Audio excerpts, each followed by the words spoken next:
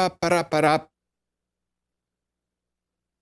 Computer is working. I tried to find that music video for like a day and I can't find it. The record. Let's go.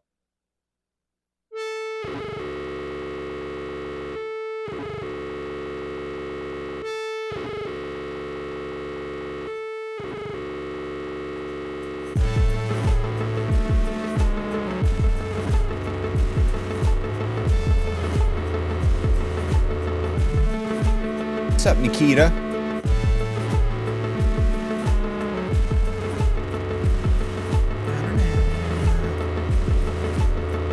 I think I'm already playing guitar, right? Is there guitar? That's a synth. So I guess I should do that then. 2025 guitar.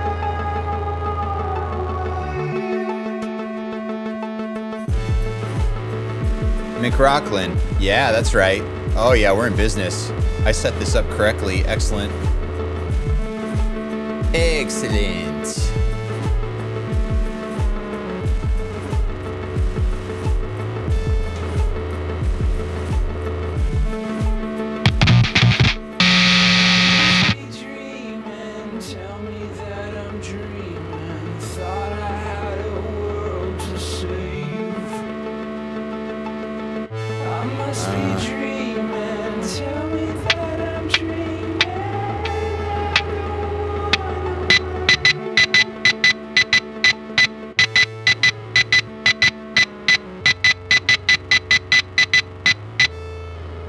Chat on screen now? What?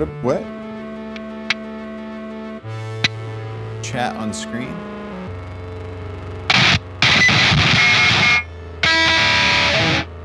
Oh my god, I haven't played guitar forever.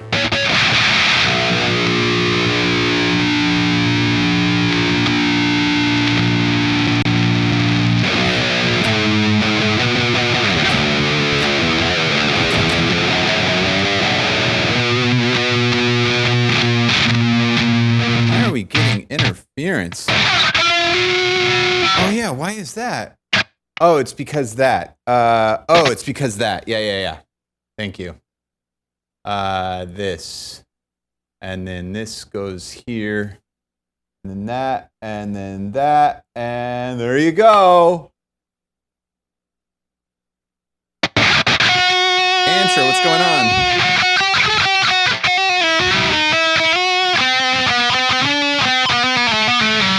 Wow, this is crazy.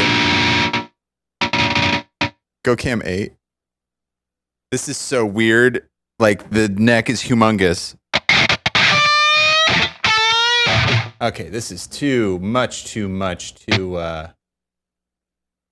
crazy. So, yeah, that's ridiculous. Man, that is hot. Listen to that.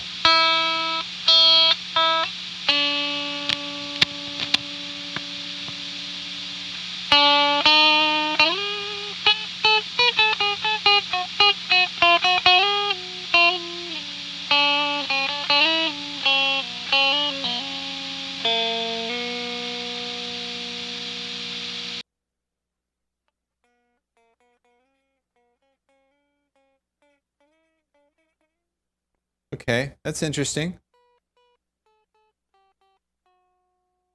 So what's up with that? Zerazl, what's going on? Oh.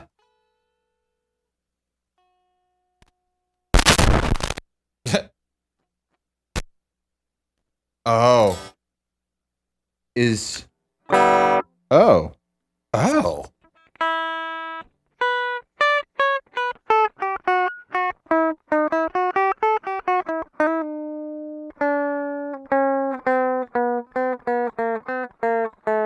What's up, Noose?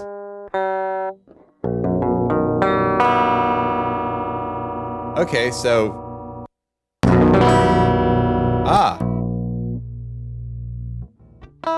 Okay, I'm just confused now. Something's weird. Something strange is happening. Like, maybe the electrical connection inside the wiring of the guitar pickup was weird. And it just needed some fidgeting because now it's working.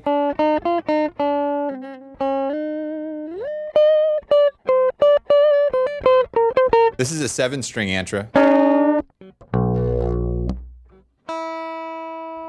Speaking of that, I guess we should probably tune it.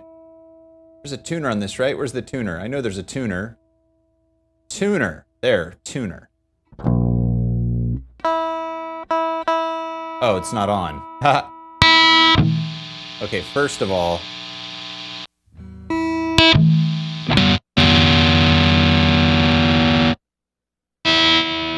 That's clean.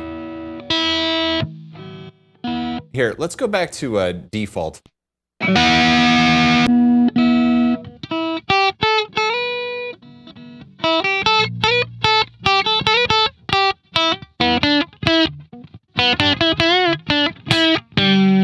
All right. A sharp, huh?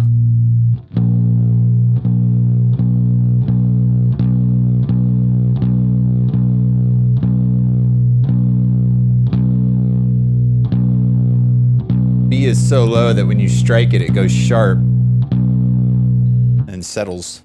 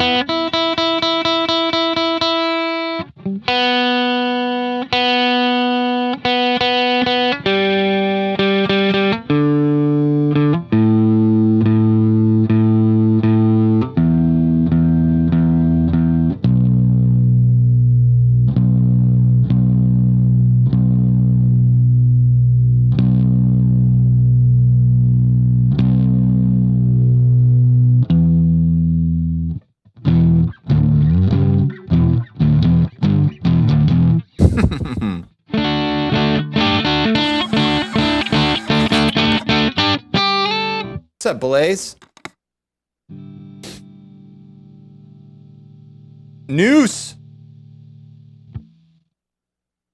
Welcome back 58 months. That's a lot of months. Almost 5 complete rotations. A sub situation needs to be fixed. Thank you so much for coming in with a 58. 58. I don't even know what to say. Thank you. Appreciate it.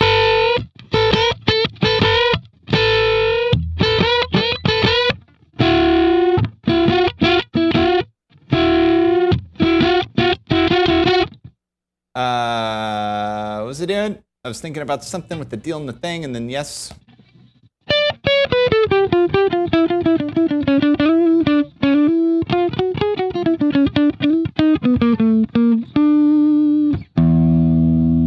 This is very, very pudgy, I would say.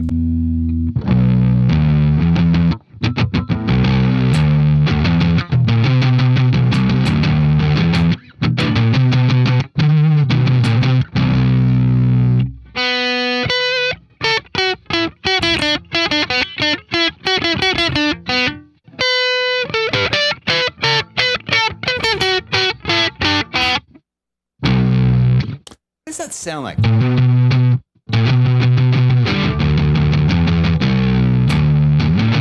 Ah, Rage. I think it's when Rage did the cover of Kick Out the Jams. That's what it is.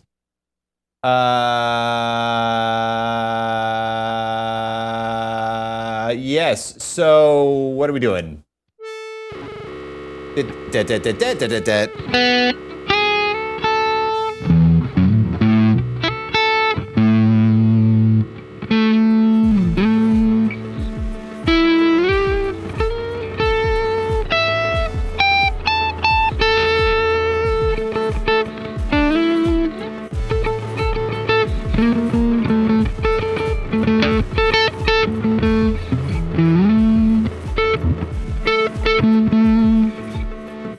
Someone else.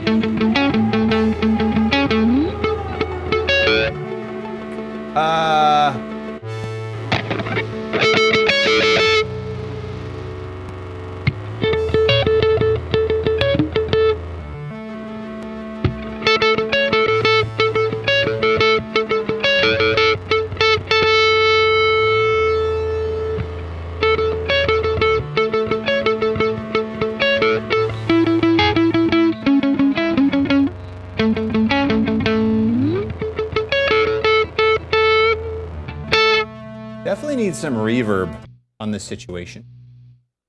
Definitely need a reverbial situation on the reverb. Where's the reverb again? There it is.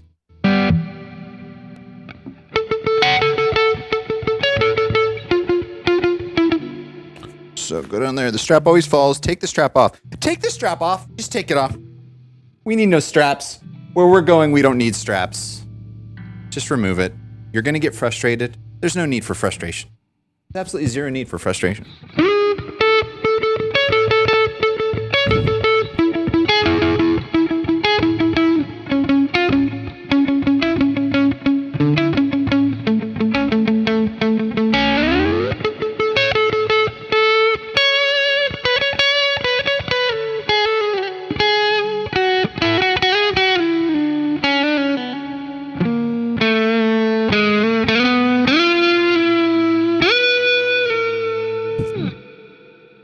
A little too, it's technical. It's a little too pop-it-a-loppy. It's a technical term. Let's see.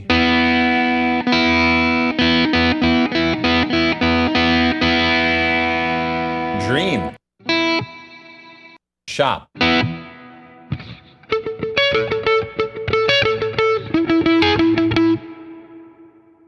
Fox, what's going on?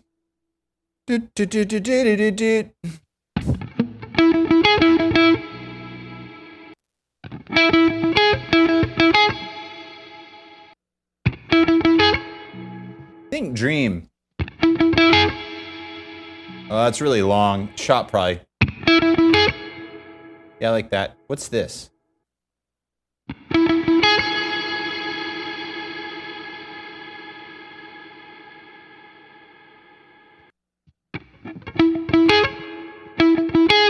What is that red line?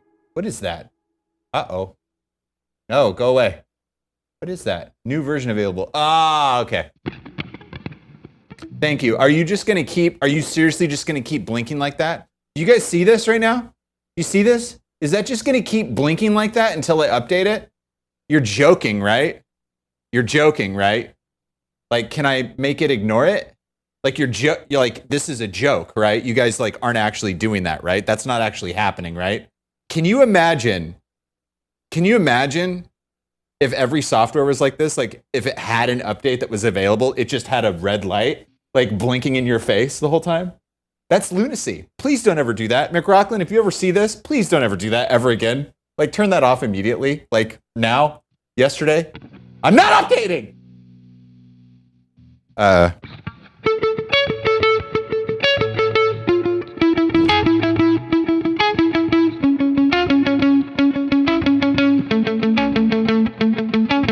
That feels pretty good.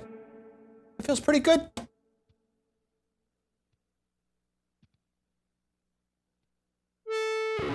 What's up, Hilo? New version changed, like remove red blinking light. Exactly.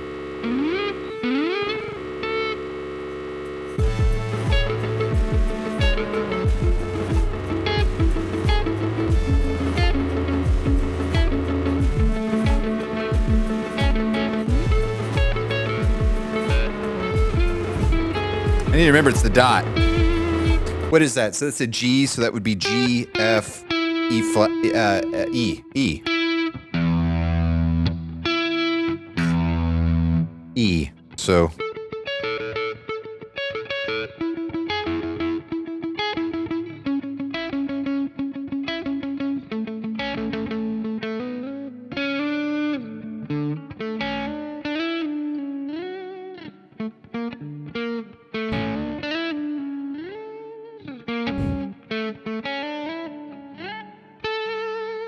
What is this in A? Because that's B, A.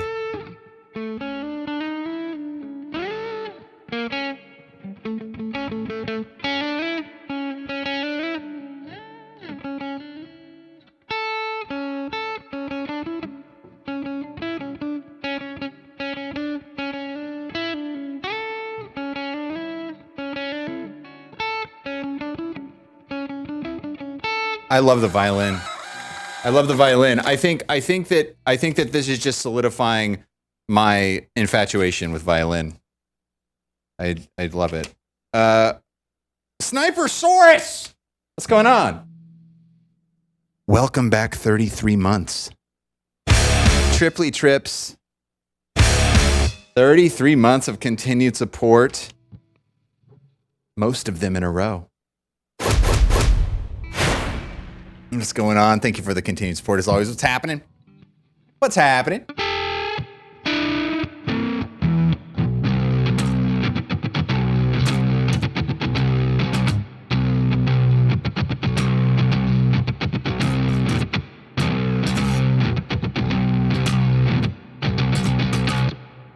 I want to get back to like writing stuff that's new, man.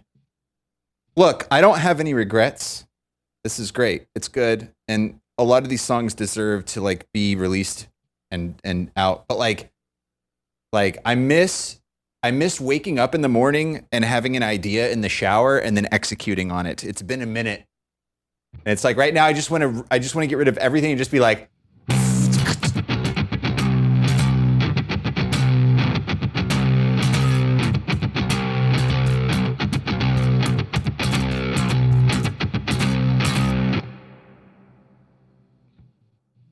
but we must stay the course. Olympus may not fall. What are you talking about? We're talking about the idea of getting this guitar down. Oh yeah, that's right. And I was going to do the thing up there. And why did I stop? No reason. Probably need a click.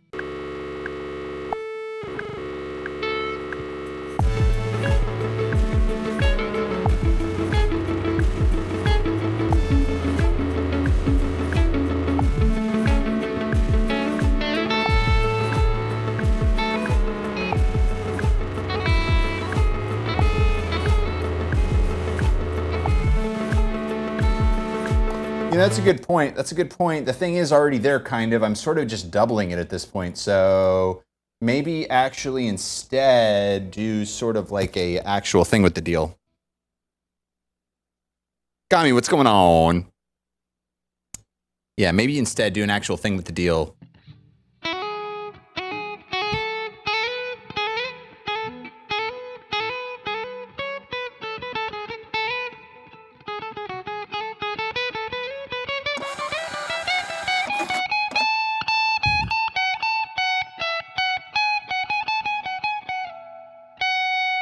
Aldemiola, pick every single note. There is no sweet picking in baseball. Nugget Rhino. Welcome back 10 months. Double digits. Double digits? Yeah, that's right. Nugget, thank you so much for the continued support. 10 months. The double digits have arrived. What's going on, Sessions?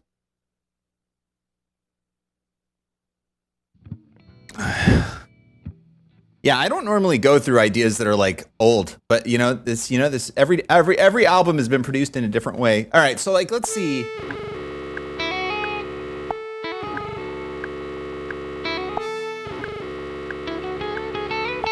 We just do something simple like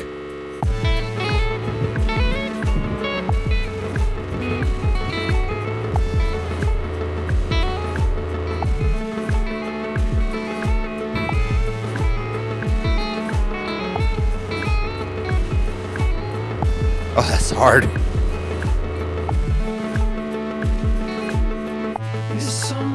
So like, let's see. Don't spend too much time on this. Let's just get it and move on, please.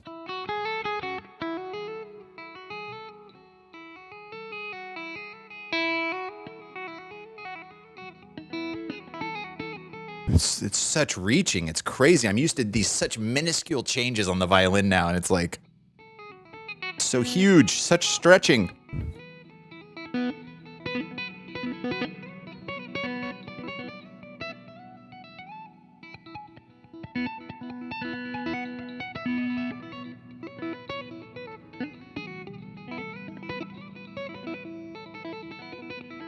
So ACE, so this is the fifth.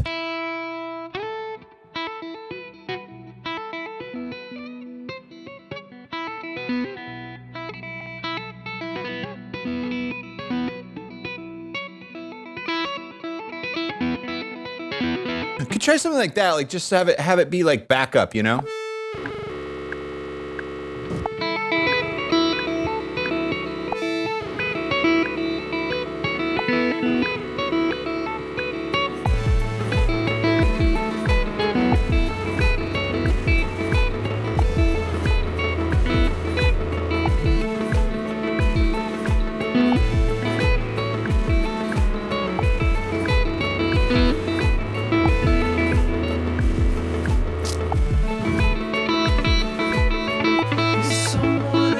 There you go. If I actually hold the other strings, it works.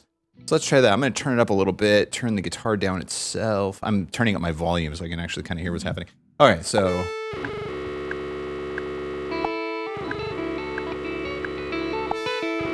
Okay, get the timing good. Here we go.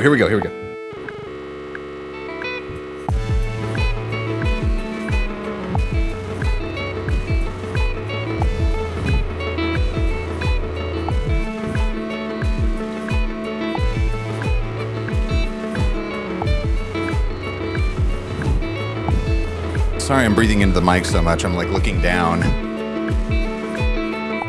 Yeah, I kind of like that. Let's just get it a little cleaner. And now that I'm like not picking and I'm just sort of doing hammer-ons.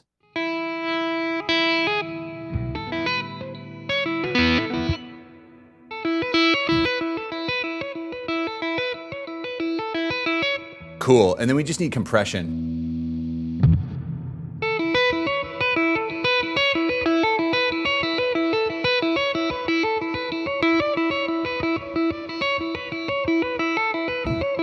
Cool.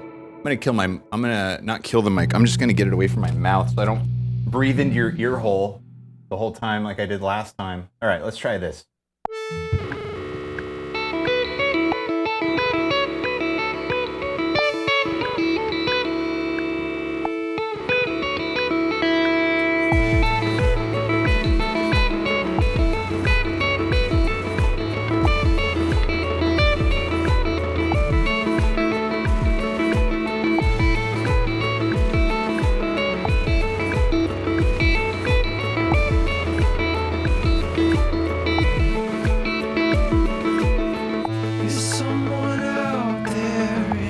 I think that's as just,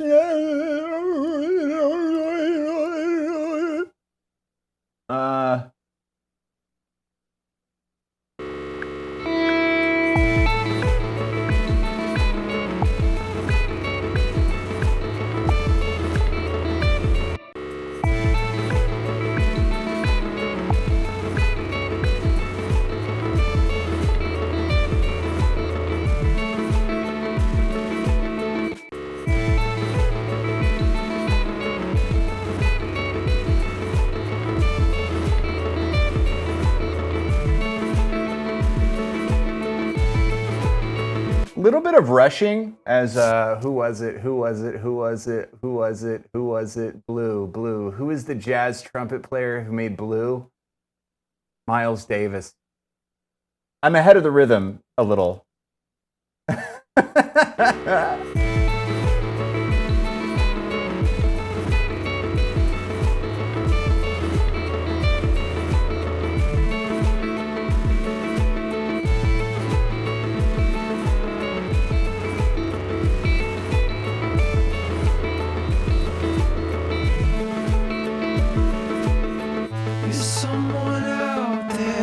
Anybody out there? I don't think I want to stay.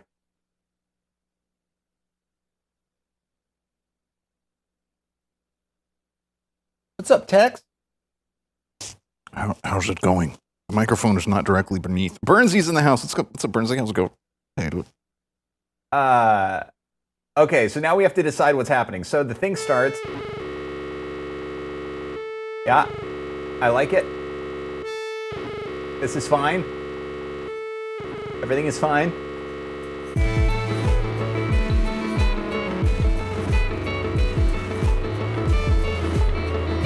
Yeah, just mixing. Just needs mixing. Oh, that's what I was thinking. Was should I do a double and then pan them? Let's try it and see what it sounds like. It might be really cool. It might be really not cool. It might be way too much clutter and goofiness. Let's see. We shall see. Let's start from the top here. Panned, okay.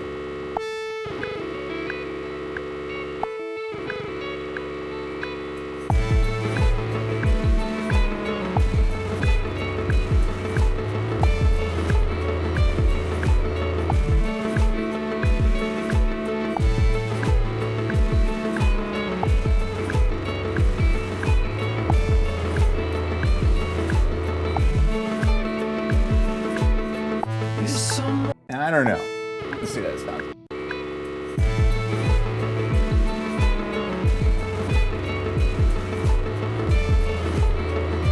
I think I like it more with just the one in the center.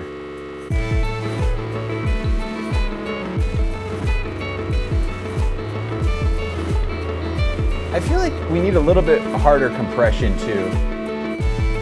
Do we have the Pro C? We do.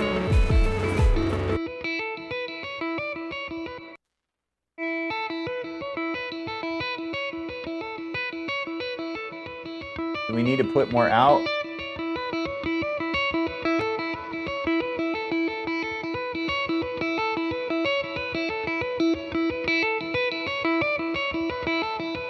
We're not really hitting it.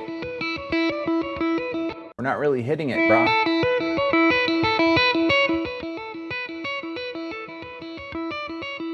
We're almost hitting it. Maybe I can just throw the output up on here. We're at +7 here? Really? Interesting. Interesting. Haha.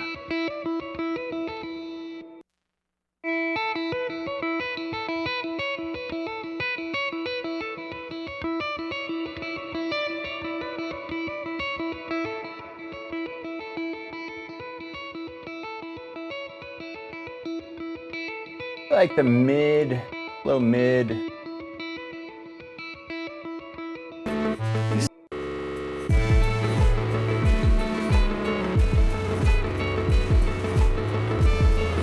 Right on, Burnsy, take it easy. Were you rushing or were you dragging?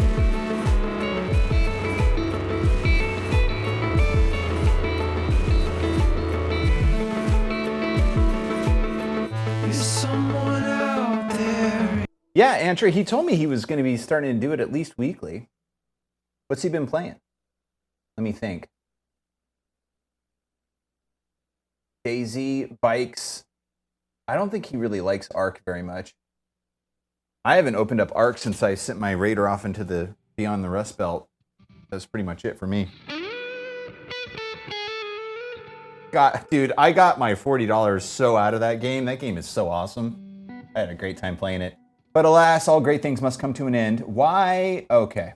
Oh, God, I wasn't looking at that one, was I? No, of course not, because we were hearing the sound change. Okay.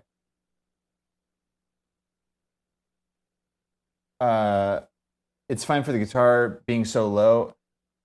Let's see, like if I just put a new track on and then I go to input on the guitar and then I enable it. So yeah, so it's almost peaking. So I set that up. When did I set that up? I set it up when see, the thing is, you got to remember that like I have over like 100 and something songs in the catalog, and they all, when I'm doing live shows, it's all the same guitar and it's all from the same input. So I have to be very careful not to mess anything up because it screws up the entire thing. So long ago, when I set up the studio update and got everything converted over to the new setup, I set the guitar level at that time on the preamp over there, which I should probably make sure and go look at it. I probably took a picture of it at the time, but I should go over there and look at it and make sure where it's actually set. Basically, I think it's the same thing though. I think like basically my methodology is get it loud enough so that when I hit it really hard, it's almost peaking. That's sort of like the methodology. But once I get it set, I don't touch it from the actual hardware side because it has knock-on effects. You know, butterfly flaps its wing in Central Park, it could rain or sunshine. As the infamous mathematician Ian Malcolm once said. I am Odyssey.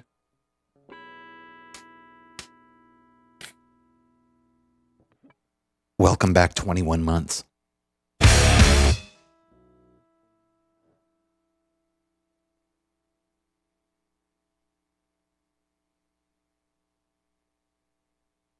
Just to be safe. Doobly doobs. 21 months. Half of a rotation in a row. Odyssey, thank you so much for the continued support, as always. What's going on? Saver. Welcome back 119 months. That's a lot of months. Basically since the beginning. Triple digits. And of course, all of them in a row. That's unbelievable. Unbelievable. For your series points leader. Thank you, Saver, as always. 119 months.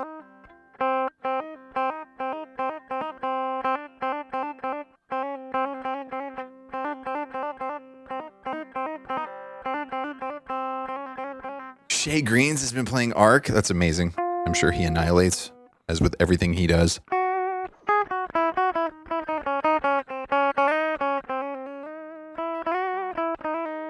Thank you, Saver. Thank you, Odyssey. Appreciate it. Appreciate it, as always.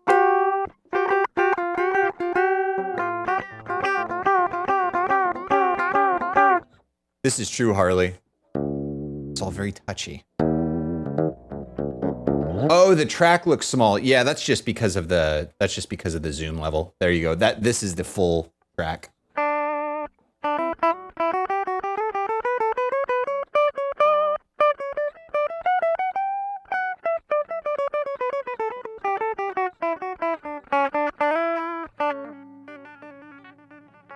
That's crazy. I don't have to worry about intonation right now. I can just play where I want to play. Amazing.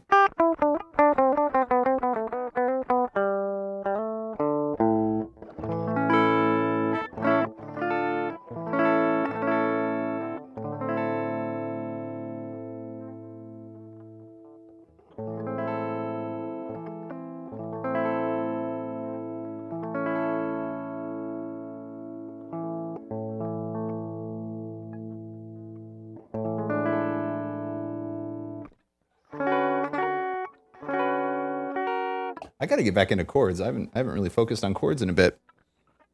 Learning some cool jazz chords, man. It's like let's see. I know this. I'm trying to remember like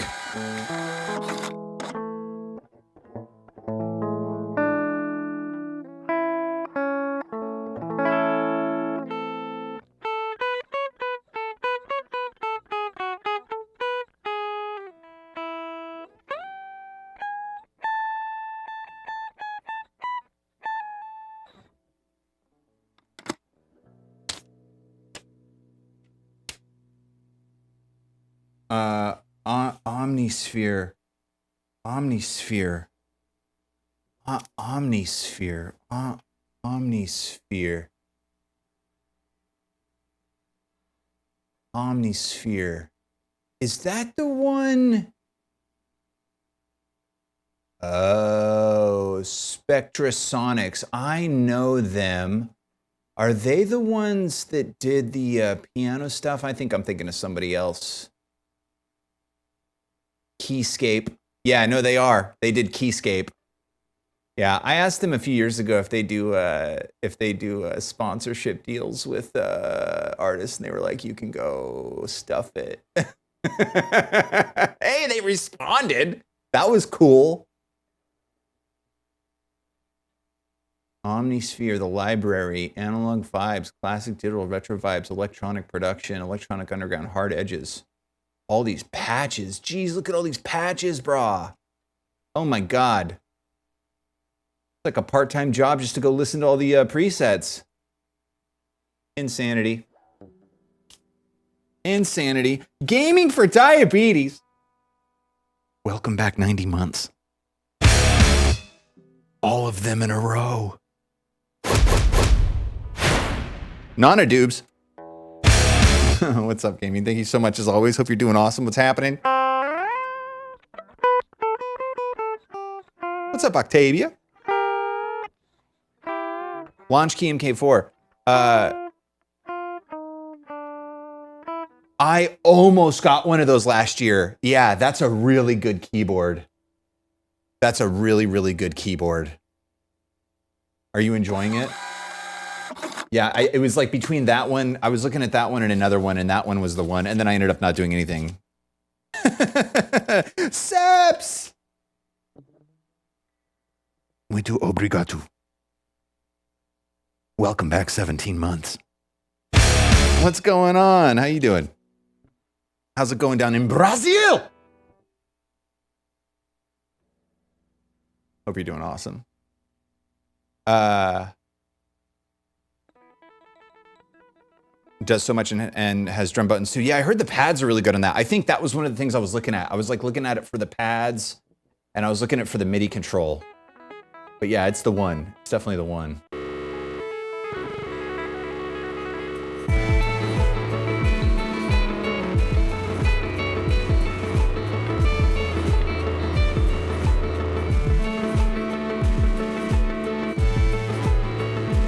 I really want to slam this thing, man.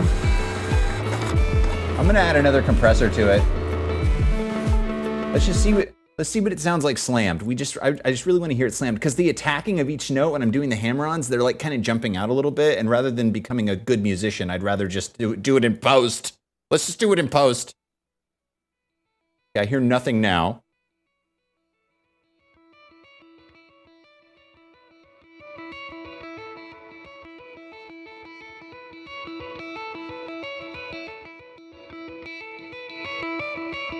Now, getting a little bit of clipping.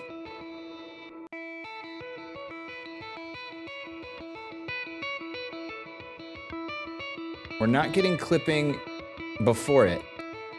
So it is inside the actual plugin. Now, what is causing that clipping?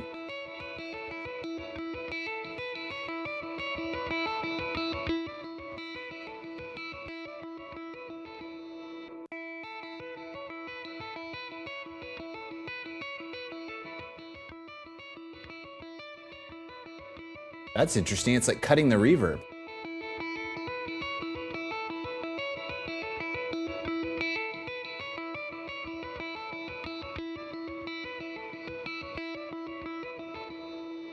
I think that might do it. I think that might do it. Let's see.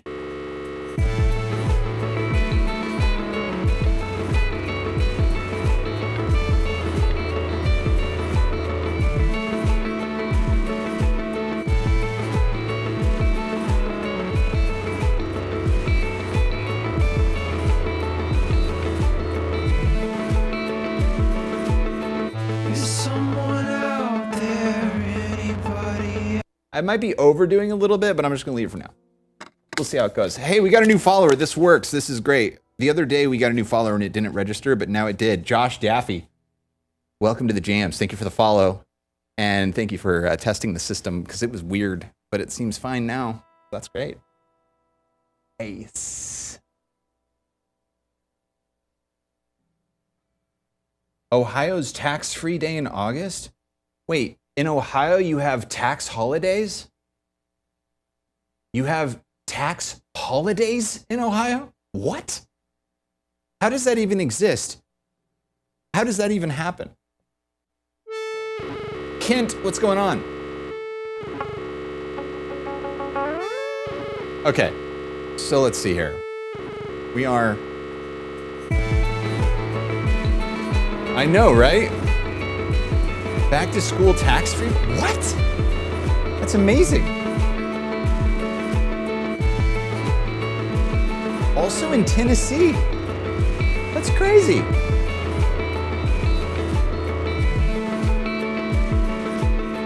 Is someone out there? Anybody out there? I don't think I wanna stay. Is someone out there? Anybody out there?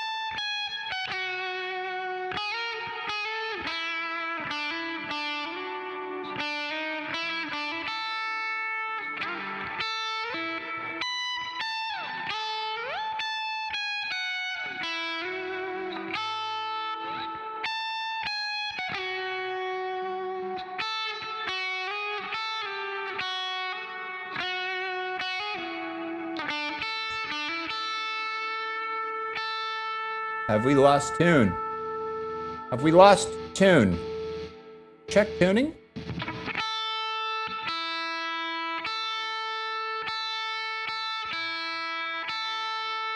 Looks like our intonation might be a little off.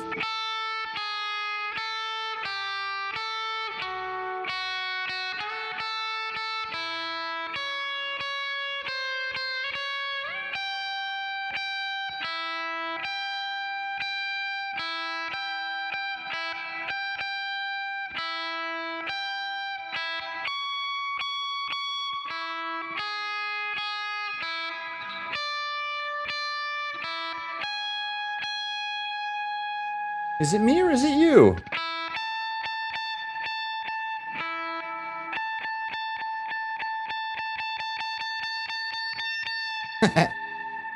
So the intonation, I guess I would do that by there. Should I don't know if I want to spend the time doing that test right now though, but if I get a Phillips screwdriver, we could see right away. Or what I could do for the moment.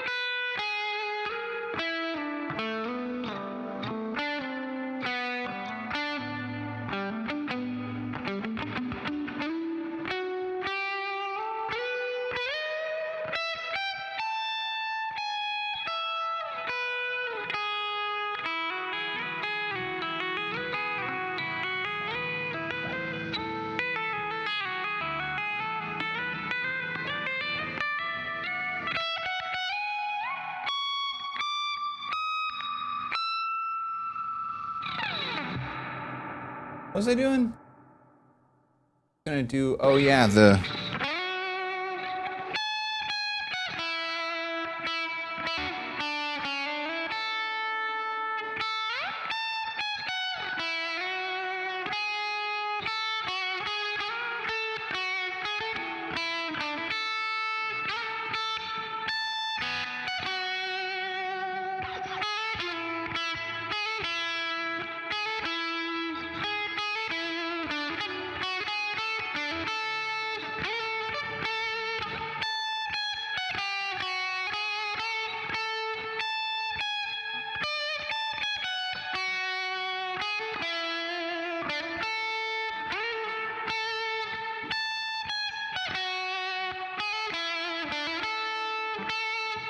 Yeah, that might work. Let's see.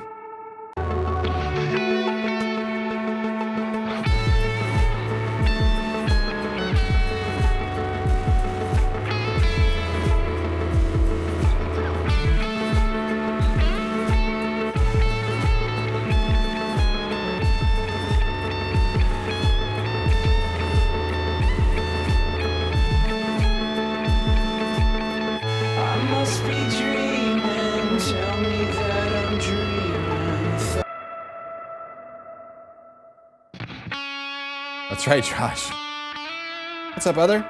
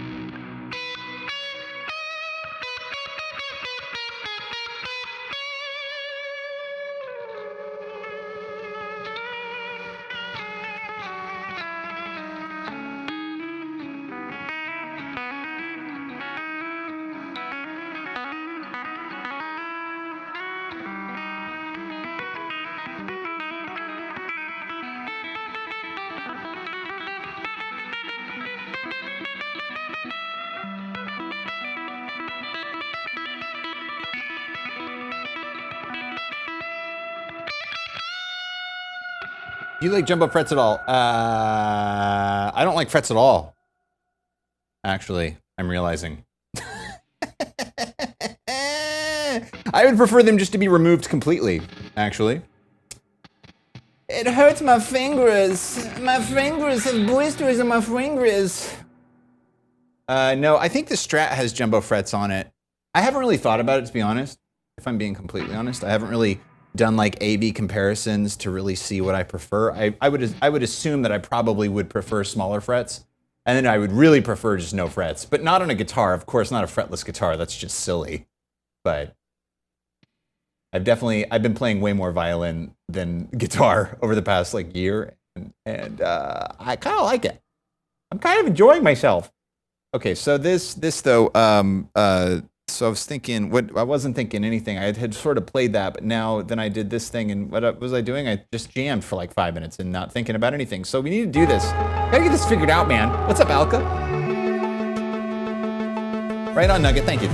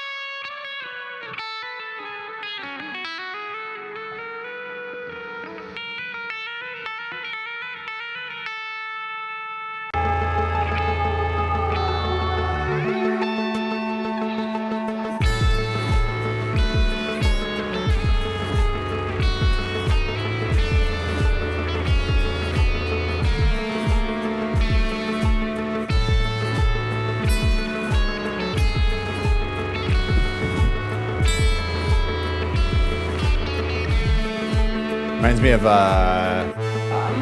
what's the name of that song? What's the name of that song? I think is it from High? The Only Way. Is that from High? Or is that on Home?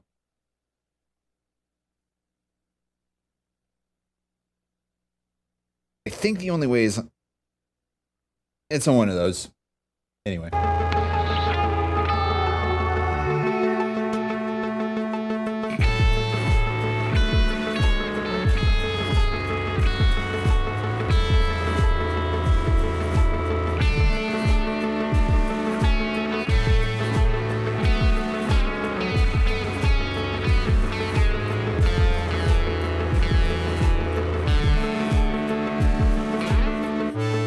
Yeah, we'll do that. Do the octave.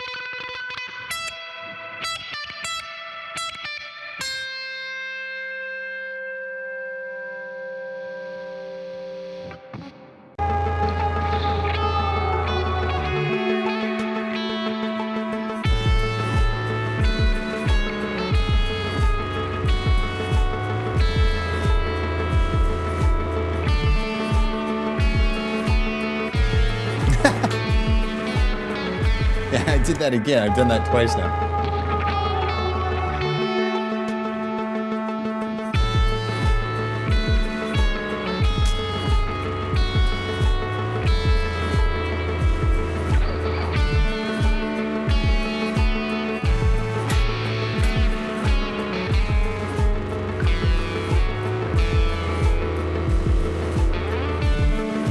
Yeah, I like going up the octave there. Okay, cool. I think I got it this time.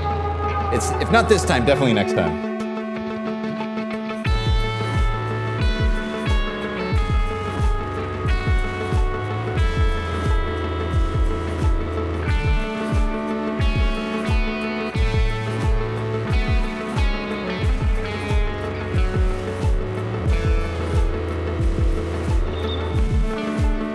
Okay, so it wasn't that time, but it's definitely this time. If not this time, definitely next time. But I think this time. Okay, not this time. This time though, for sure. What's up, Kindy?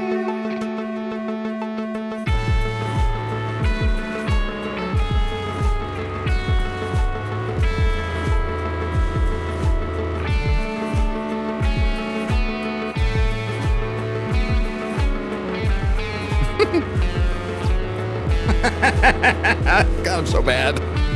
Okay. This time, seriously. So simple. It's so simple.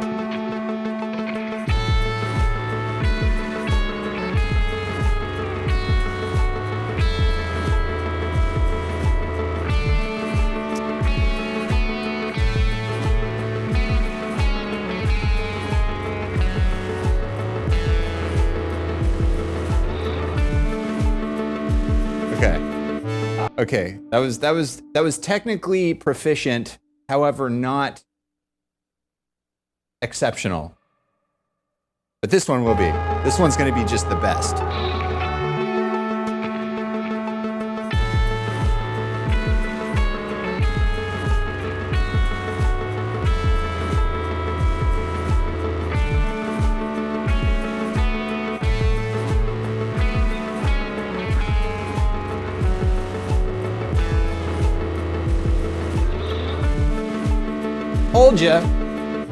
Told ya. Yeah, I'll just do that. So I'm gonna hit this.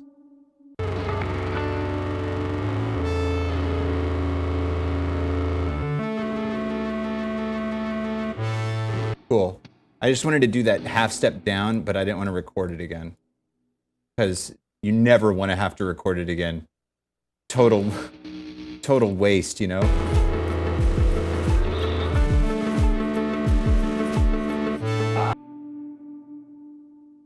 Definitely don't want to record it again. That's the last thing you want to do. You want to try to play as little as possible. I must be dreaming. Tell me that I'm dreaming.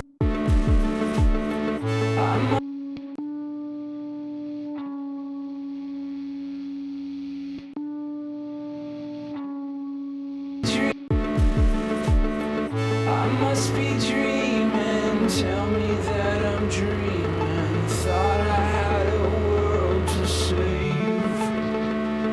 Okay.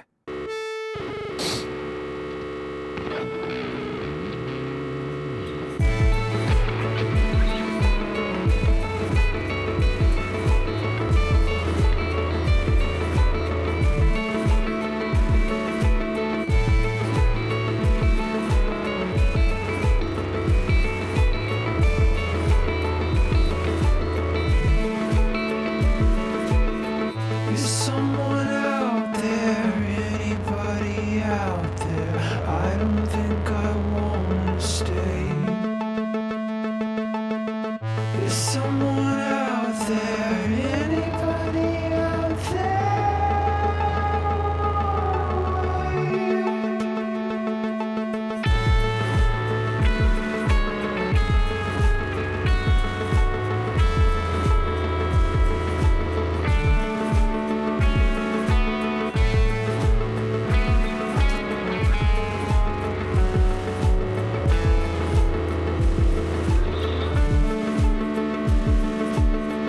I must be dreaming. Okay, that's cool. That's cool. But when I go down to those lower parts, I want to add a backup harmony, two sides, left and right. Maybe just in thirds or sixths. Sixths. Thirds or sixths. Sixths. Sixths. The wheel. All right. So it gets down here.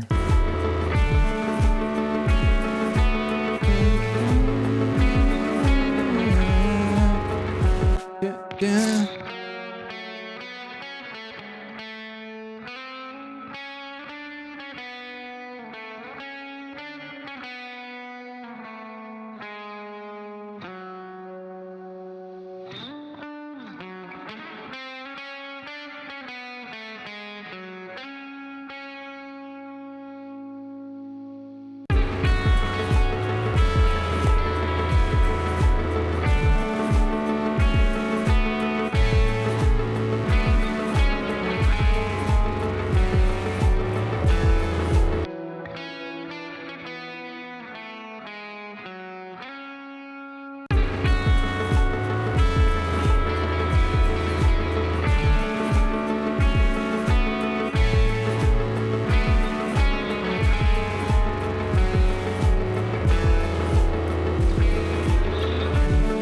Okay.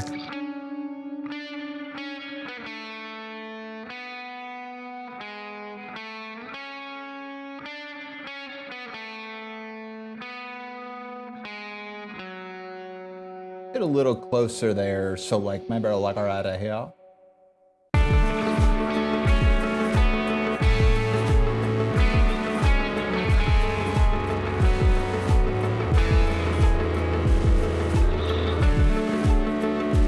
Yeah, that's not right. T-Star, what's going on? It's not right. I could do an analytical analysis of the analyzing of it, but instead I'd rather just feel it out. So what we're doing is right here.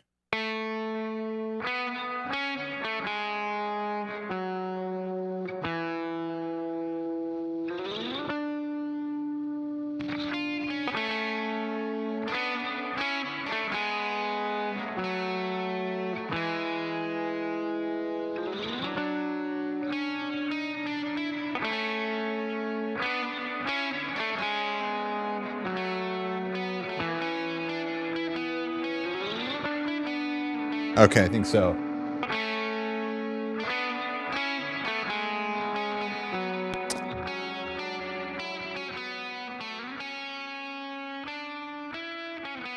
I think that's it. Yeah.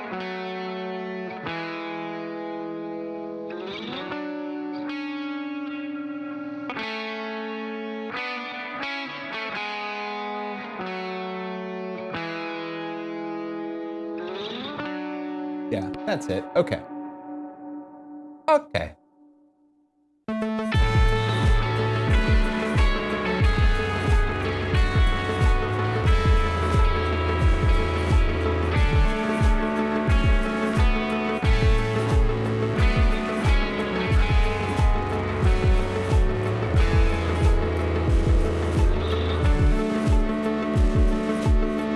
I must be dreaming. Tell me that I'm dreaming. Thought I had. Yeah. Okay. And same thing. I think I might turn the reverb off on these backups. We'll see. But there's a lot of cloud now. A lot of fog.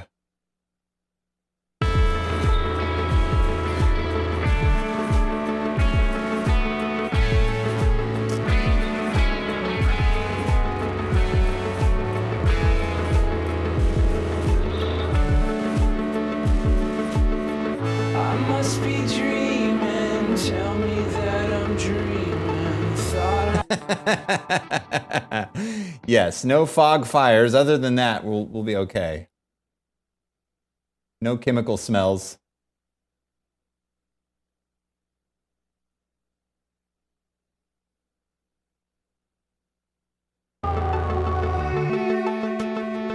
Let's just kill that there. And then kill it. But no. Hurry, hurry, hurry, hurry, hurry!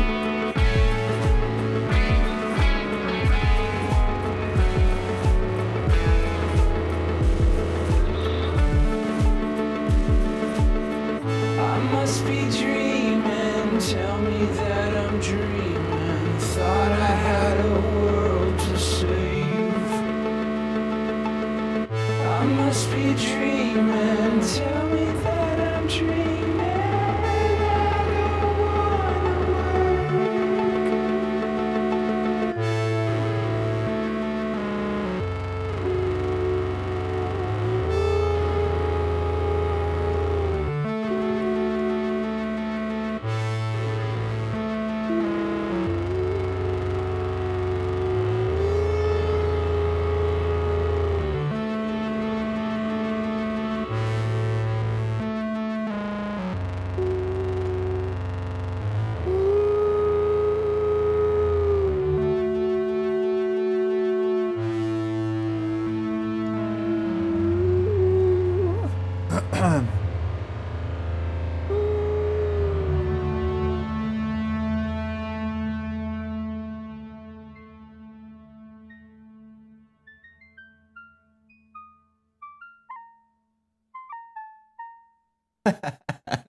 What do you think about ending the album with that?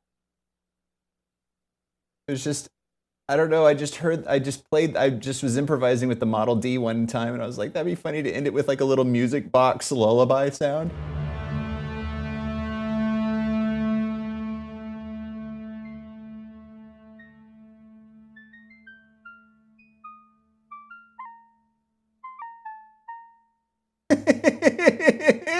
It's so like, it sounds like a little kid playing it. Like it's like all jacked up.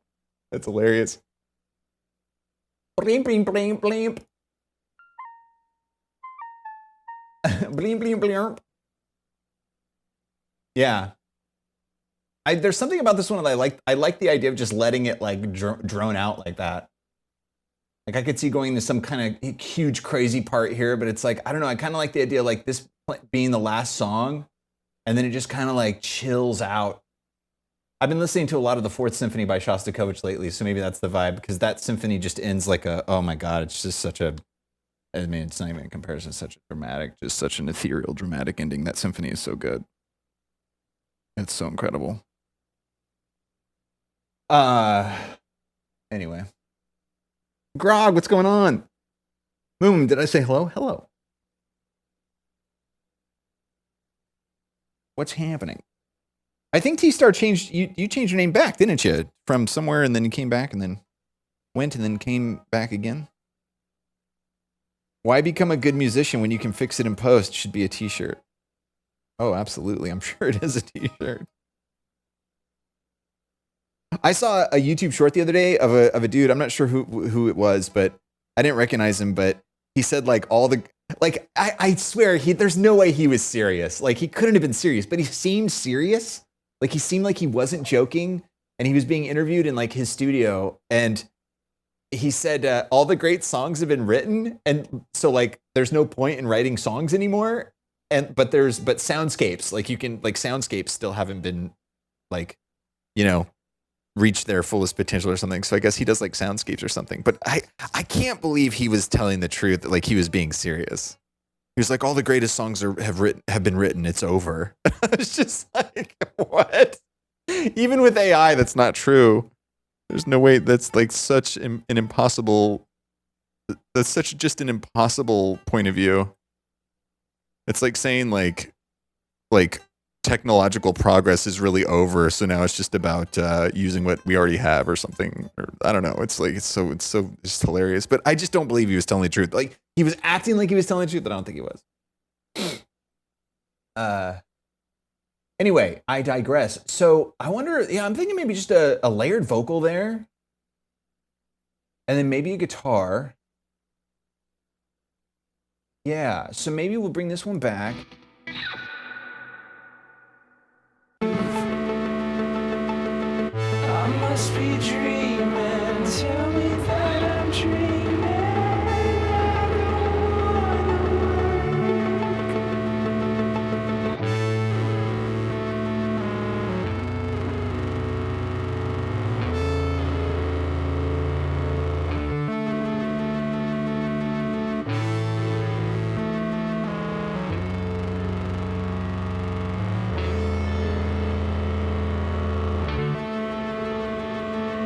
I don't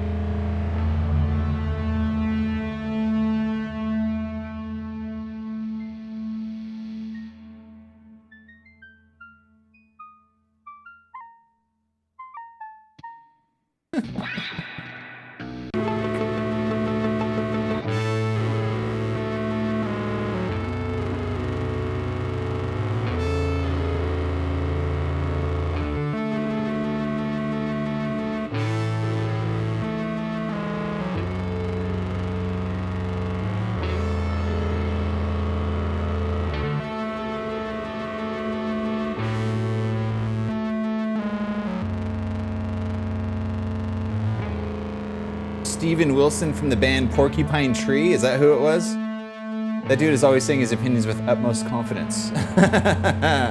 Yeah, he was like very like, he seemed serious. And I was like, how can you seriously say that? Like, how can you seriously, there's no way he truly believes that. Like, how could you believe that? You know, do you ever come across an ideology that you're just so astounded by simply because you've never had any exposure to it in your life, so it's so counter to everything in your entire being and your understanding of what reality is that you can't even comprehend truly like where their base reality is like foundationalized? It's like, it was that kind of thing where I'm like, there's no way this guy really believes that. Like, that's crazy. That's insane. There's no way. But maybe he believes that. Maybe he does believe that.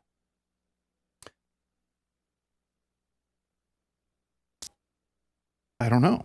It's hard to say.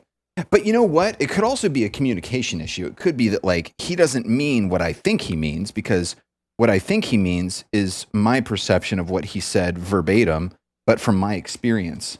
And so my experience dictates how I perceive his reality to be, when in actuality, he could be completely meaning some other total different thing that I don't even really understand where he's coming from because I only see it from my lens. So, I mean, it could be that too, where I'm judging his perception, not even truly understanding what his perception actually is, but only taking the words at face value and applying them to my own consciousness.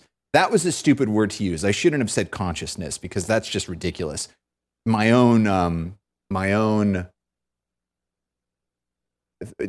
deal.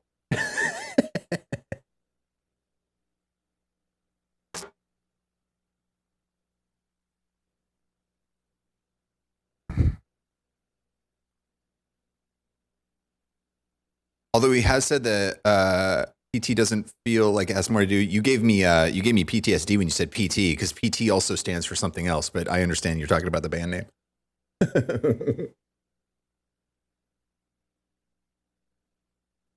Noggin, yeah, that's a much better word. But he says, "What's up, Air Trooper?" But he says the band. I totally get where he's coming from there. Like, yeah, sometimes I totally get that. That's one thing that I've tried to. I remember early on, I was thinking about doing like a solo project because the band was so like rock driven.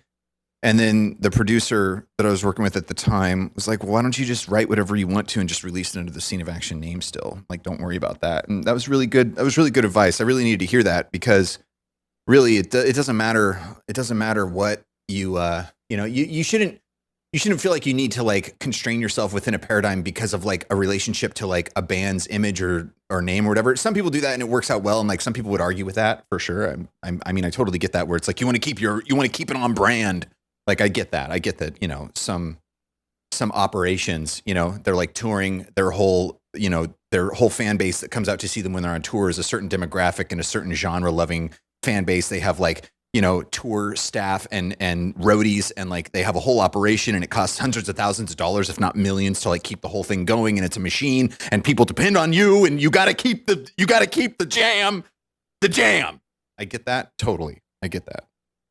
But it's nice in my own experience to have been free to just kind of, if I want to write a kid's song about caboose colors, we can do that. And I think that there's a freedom in that I've definitely appreciated over the years. But I get where he's coming from in terms of like if they feel like they're sort of like locked into their thing and he's like, we're kind of done here. And it's like, I get that. I've had that feeling before too with stuff. But I do not believe that every great song has been written. That's totally not true. There's no way that's not even possible. That's not humanly possible. However, man, the 21st century, boy, there's going to be some good songs this century. There's going to be some good stuff. It's going to be good times. Future's bright. We got to stop being so pessimistic all the time. I'm going to go cry now. All right. So I just think I'm going to layer a vocal here and I'm going to just let it go. We're just going to let it go. You know, there's nothing wrong with that. Just going to let it go. We can open up a whole new can of worms, but there's going to be plenty of cans of worms this year. You come into terms with this. This definitely feels like a nice, it just feels like a nice, I don't know what you would say. Like we're still in space and we're building the space station, but it's like we're connecting corridors. That was a really, really bad example, but it's what came to mind and I said it. And that, you know, you can't really, you know, this is a live stream. There's no curating the knowledge of the sentences formulation. Okay. This isn't we're not some YouTube situation where we can just like edit this and then, you know, like put it out and like, oh, look at Mr. Smarty Pants linguist over here. Okay. Which are, you know, kind of the brain to the mouth to the sound. It's just, well, it's what it is.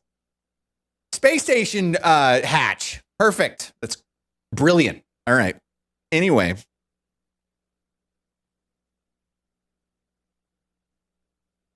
Feel pretty good about that. I think that we can just go ahead and do this. I think we're ready to do it. Got a microphone right here ready to go.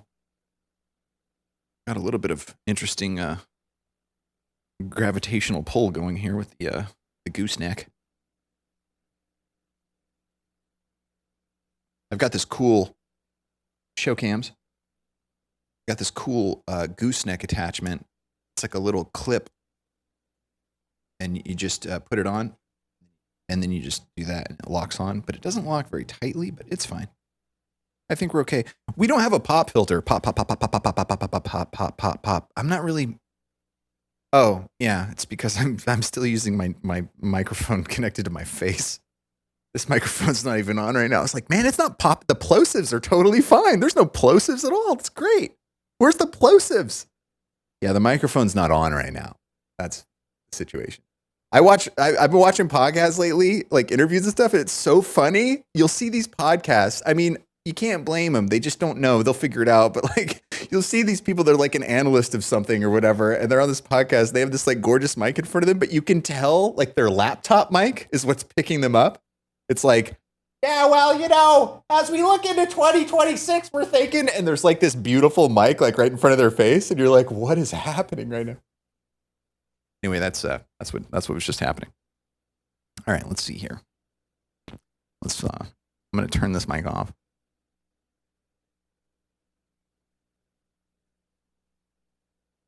Hello? Ha, pa, pa. Oh no, that's still it's still the wireless mic.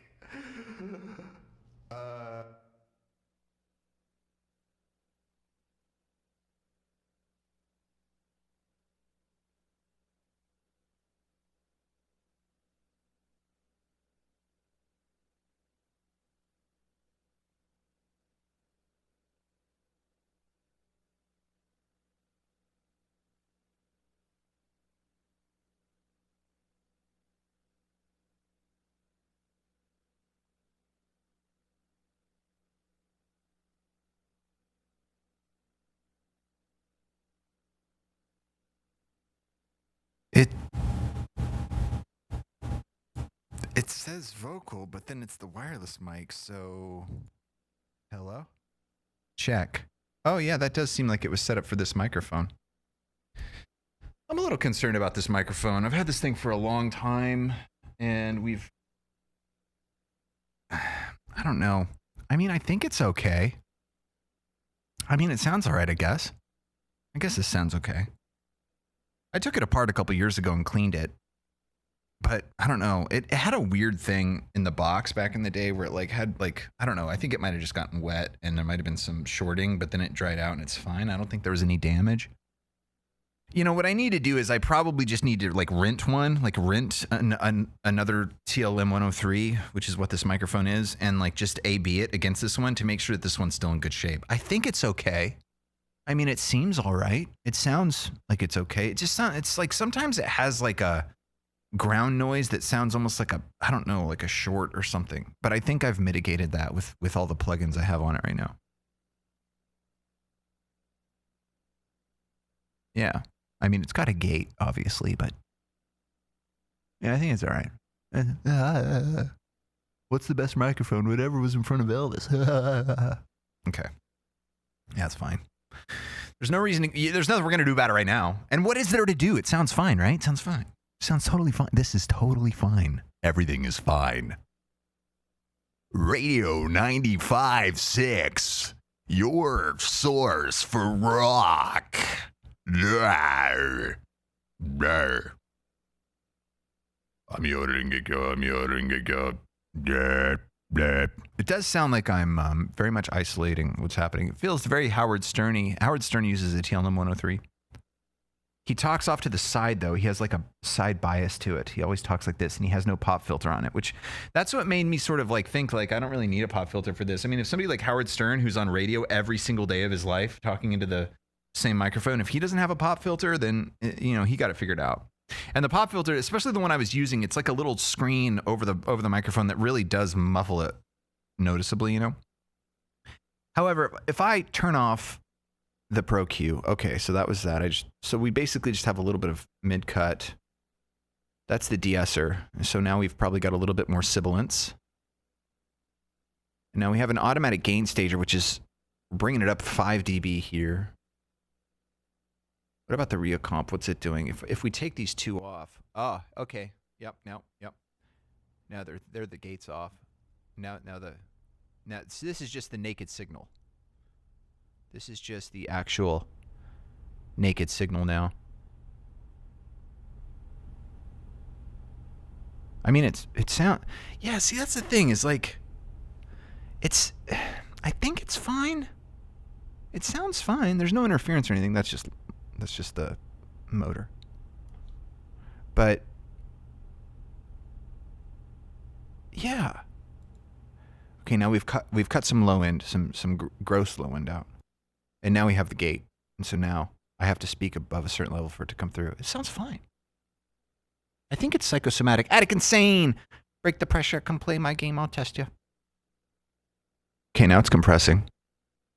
We're much louder now because of the compression and the gaining on that. But then we're also going to gain it another 5 dB right now. Okay, so now we've gained it even more. So now we've gained it. And the sibilance now is still extremely harsh. So if I say S sounds, they're very S-y. So now we've de-essed them. So now they're a little bit less S-y.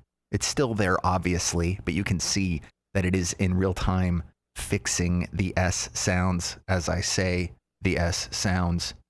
So that's fantastic in the way that it's alleviating and mitigating the sibilant nature of the S sounds coming from my mouth. And then we have a little bit of EQ, which is just basically taking out a little low mid, boosting a little bit low, cutting the extreme lows. And then I guess there's some more de-essing going on here because this is sort of some S sound stuff here. You can see as I S, yeah, there's the and then that one's It's interesting because you see a dip here anyway, but I guess it's in real time sort of dipping it. But I must have heard something around there that I didn't like.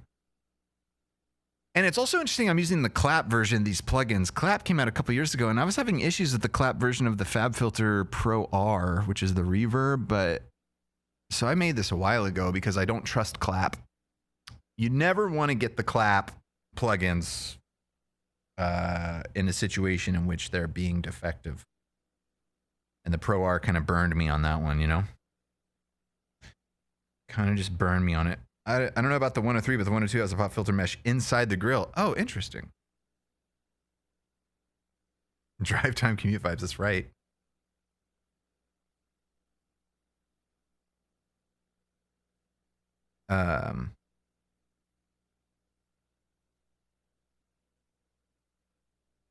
Yeah, it's fine. It's fine.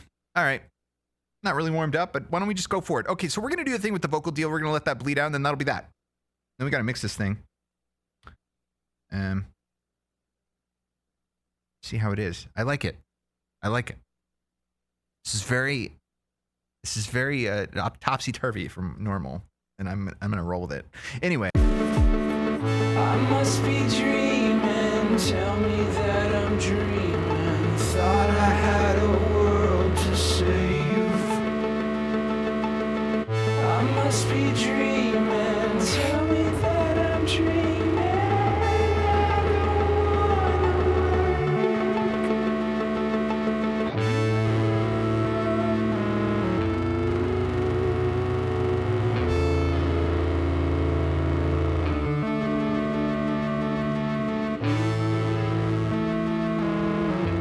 I Yeah, see, I have the Pro Art clap there. Oh, I don't want that. You know what? So yeah, I know what I'm gonna sing there, but let's get love.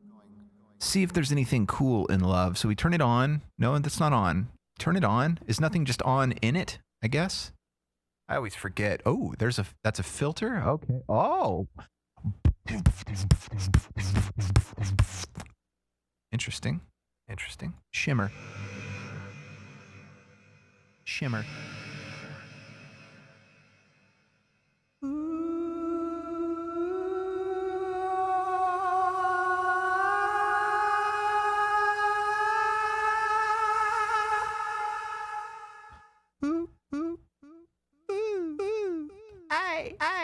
This is a delay. I am delayed.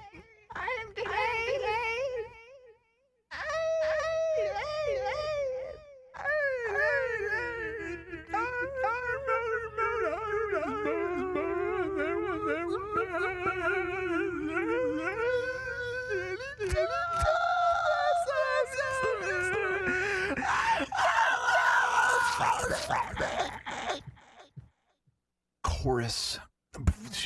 Your hits from today and yesterday. Looking for new pop music? You're at the right place. Today and tomorrow. It's so funny. You're just randomly in the car listening to the radio and you're just like, what? Do you need to hear the music right now?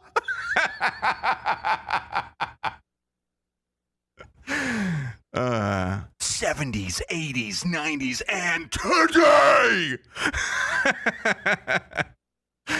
All right, seriously. I do like the chorus, so that's cool. Choruses are cool.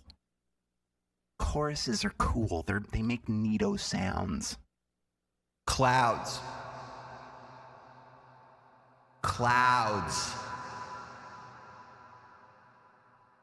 Do clouds mean reverb? Clouds.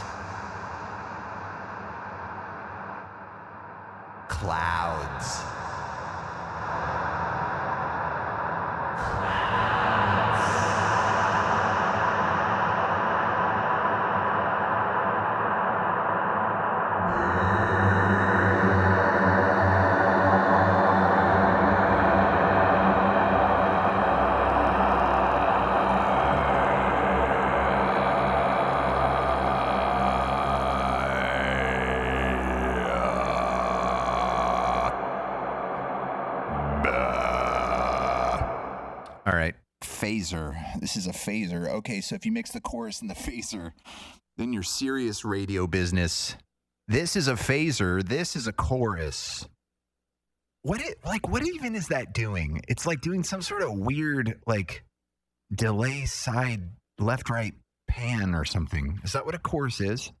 Does it do some sort of strange delay left side? Okay, this is regular voice, and then we're going to go into the chorus, which is now sort of like, it's moving around.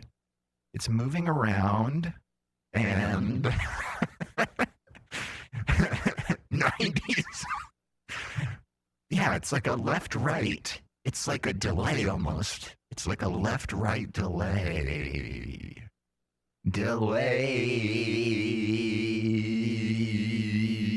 Okay, so it's also doing like a pitch thing or something? What even is a chorus? Hello. I was wondering if you're not busy on Friday. if maybe you would like to go get a cup of coffee with me, I would be honored if you would like to go get a cup of coffee with me. Can I take you out for a cup of coffee? I swear I'm not a creep. I'm... Hello. I like it when the red water comes out. It's like a little breeze of Jason.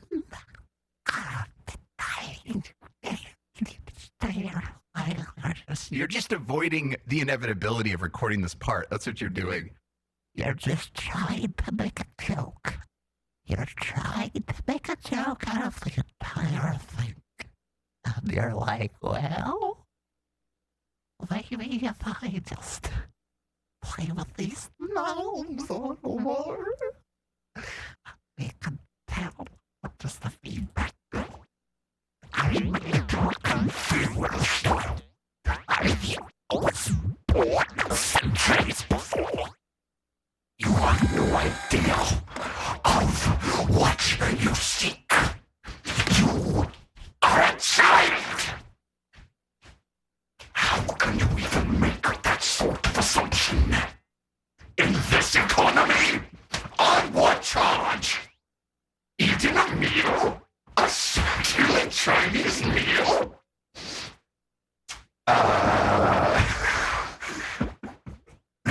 Evergreen dear, thank you for the file.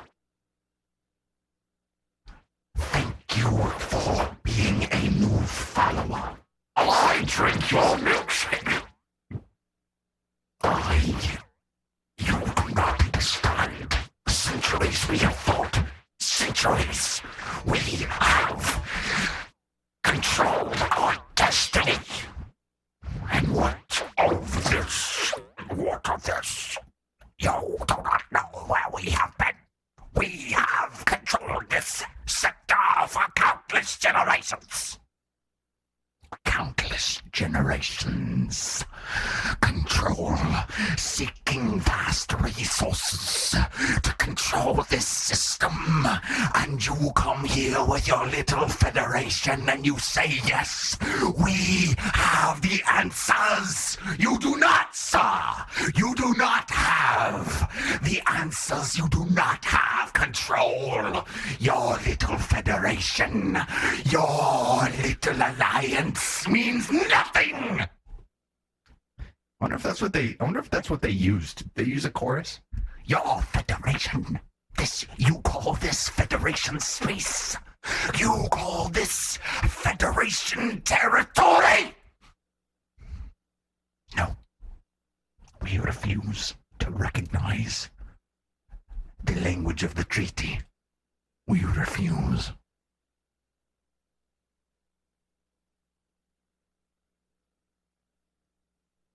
What was I doing?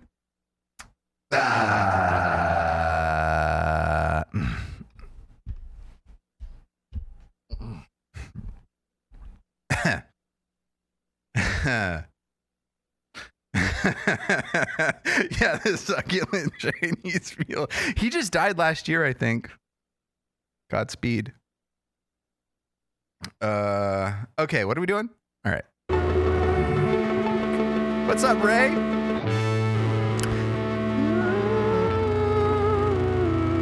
Clouds.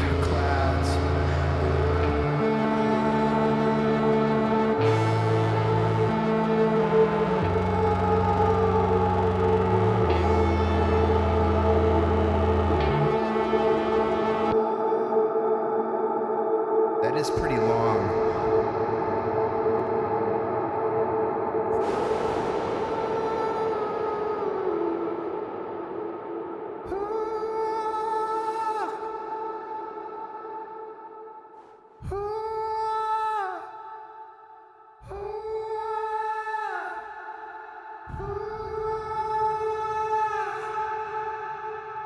That's pretty good.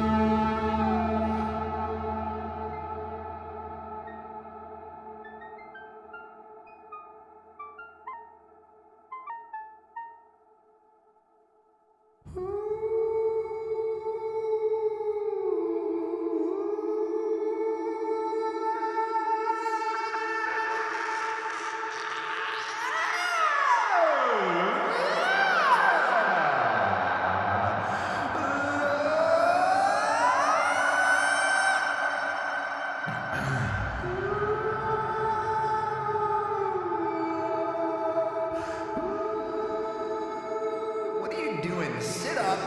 Sit up. Put your shoulders back. Straighten up. Straighten up.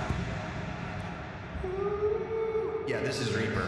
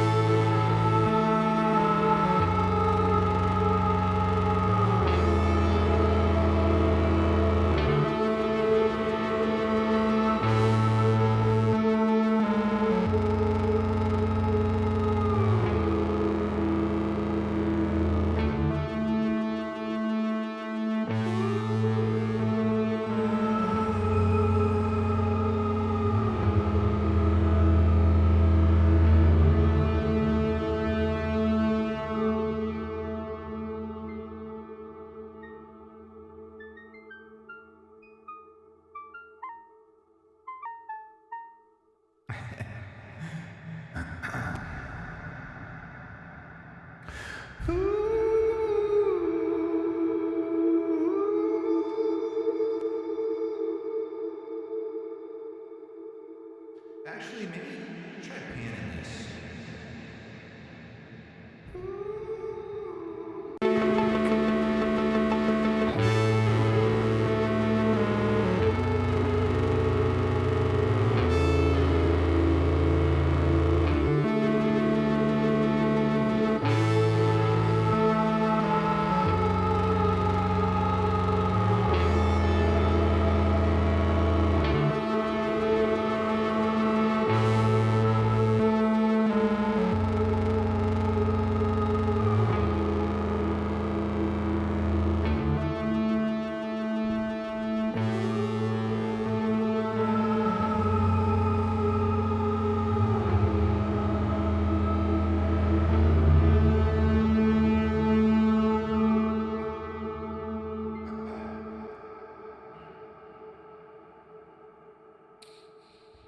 I think that might work.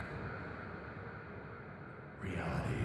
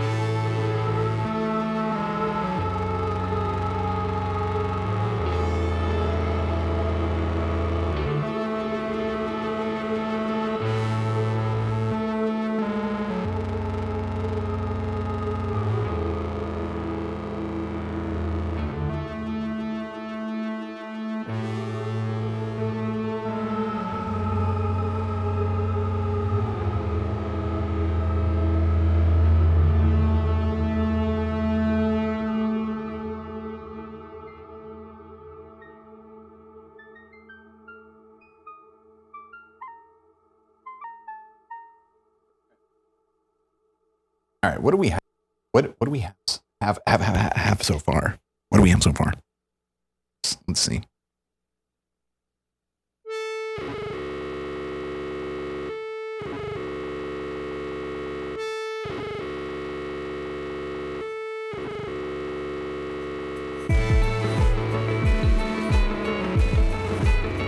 This reminds me of Moore's Law is Dead. He has an intro song on his YouTube channel, and this guitar reminds me of that a little bit. It's like that mathy prog rock band. I can't remember the name of it. It's one of them. That like clean, syncopated tapping.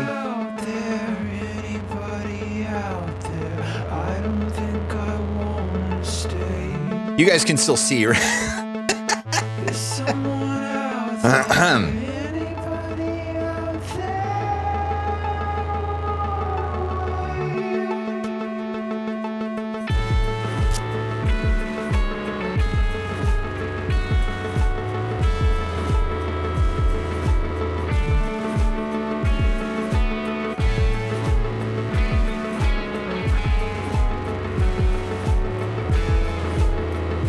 Uh-oh.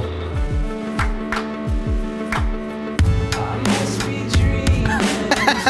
This is the Valley Takers drums. Thought I had a world to save. I must be dreaming. Tell me that I'm dreaming.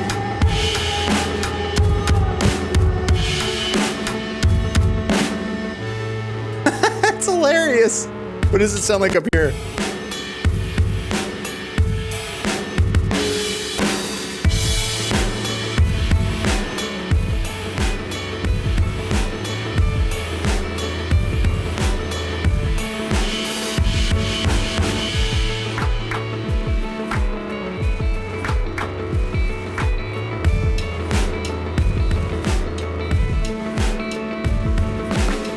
Is someone out there? Anybody out there? I don't think I want to That's hilarious. All right, so I'm gonna do right here, and then Is someone out there? Anybody out there? check.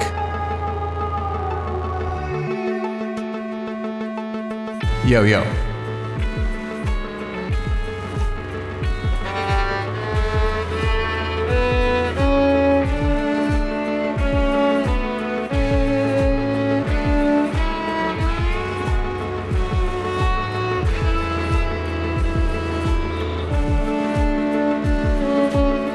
I must be dreaming. Tell me that I'm dreaming. Thought I had a world to save.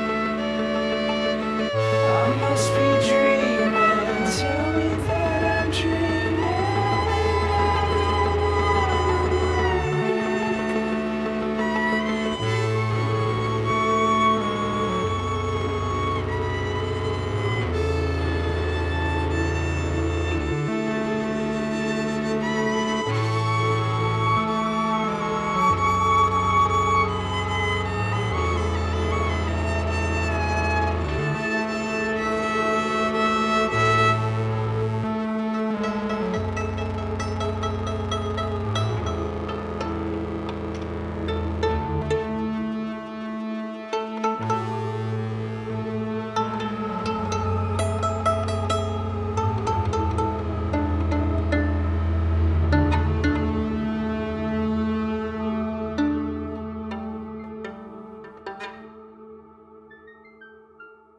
Go Cam 7.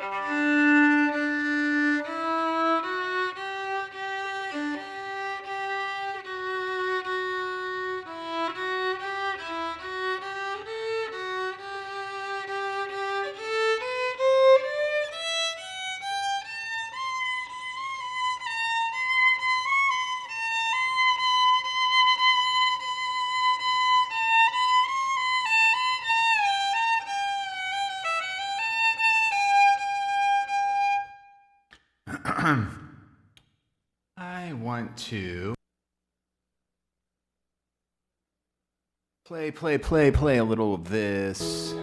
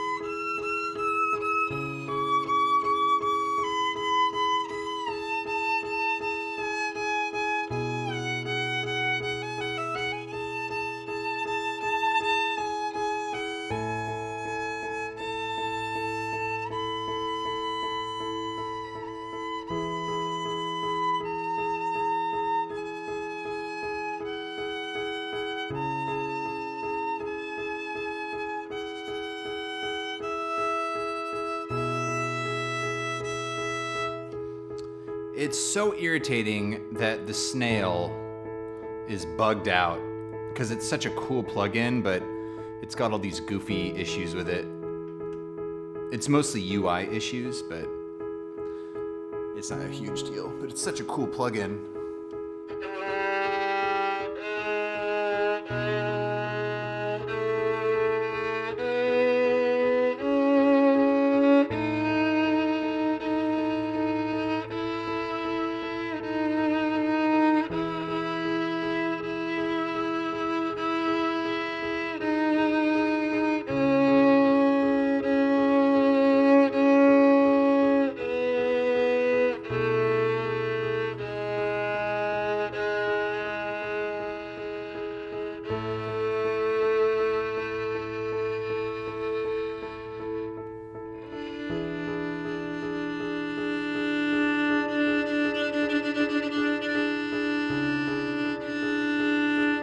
I'm sorry to let you know, but D is not in this key at all. Just so we know.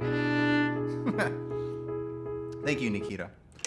This is coming along. It's coming along for sure.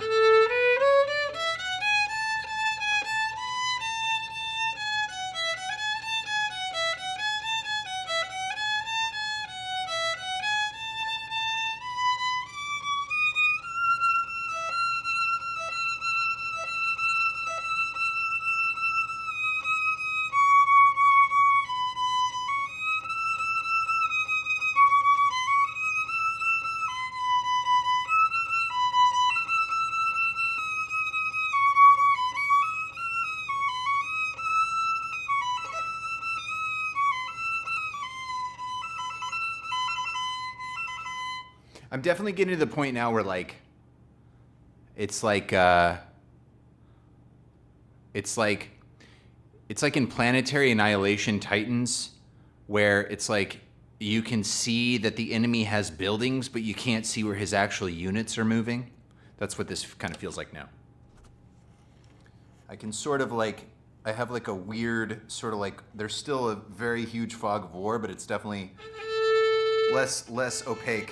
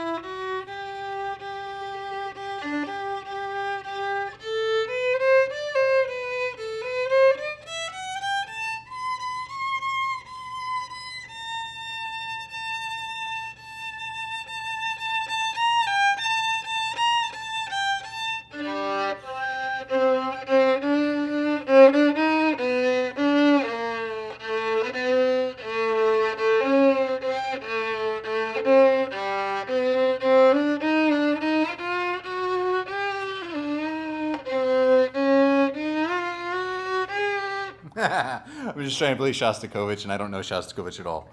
But that's fun.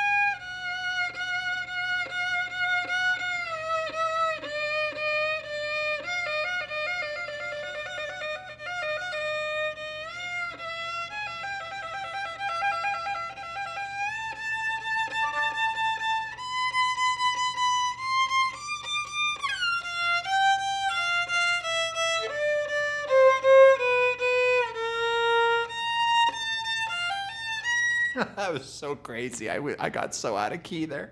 That's insane. I'm finding that I'm getting better with keeping intonation in like a key. Like if I can hear accompaniment, like this is not so bad. We're in the key of E. So.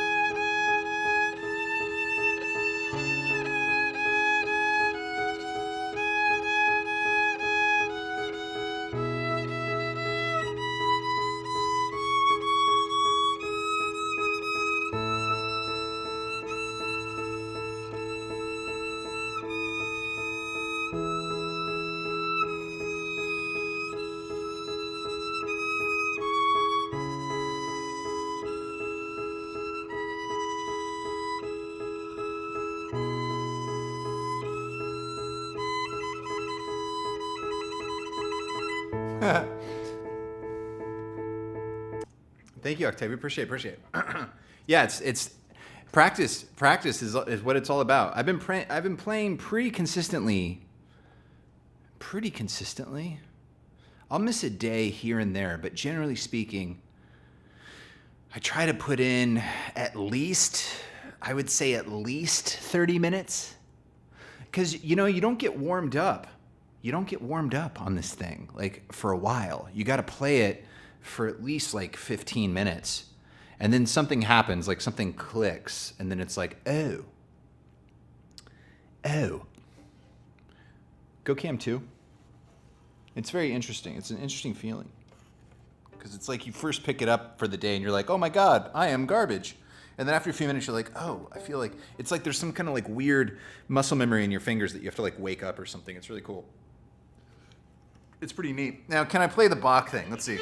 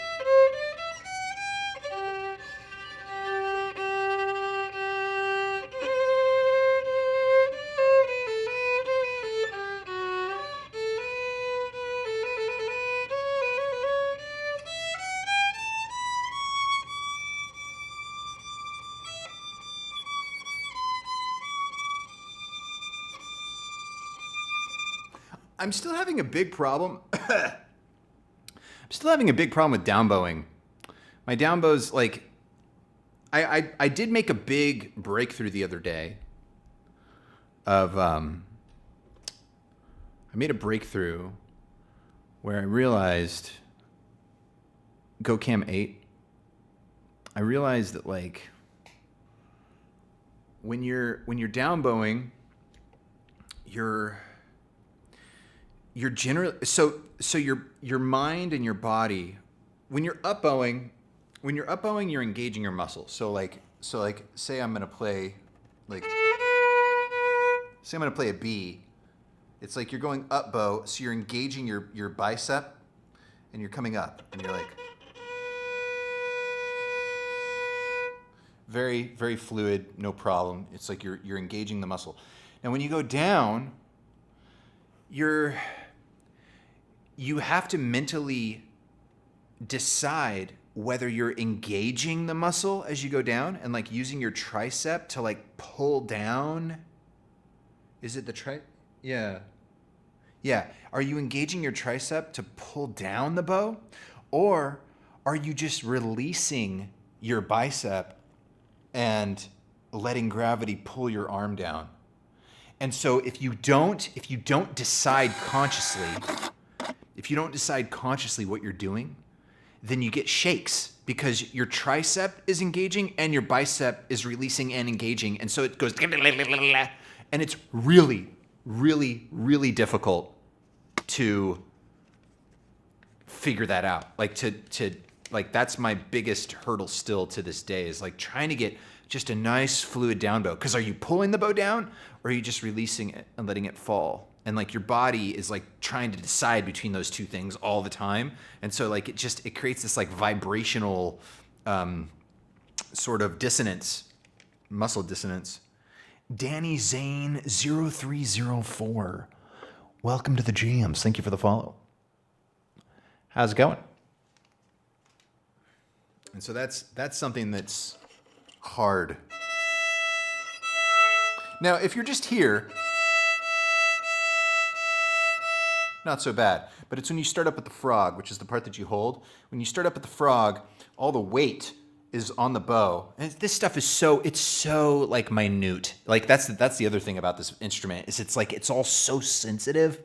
So it's like it's easy to talk about it, and then it's like when you actually do it, it's just such a different animal.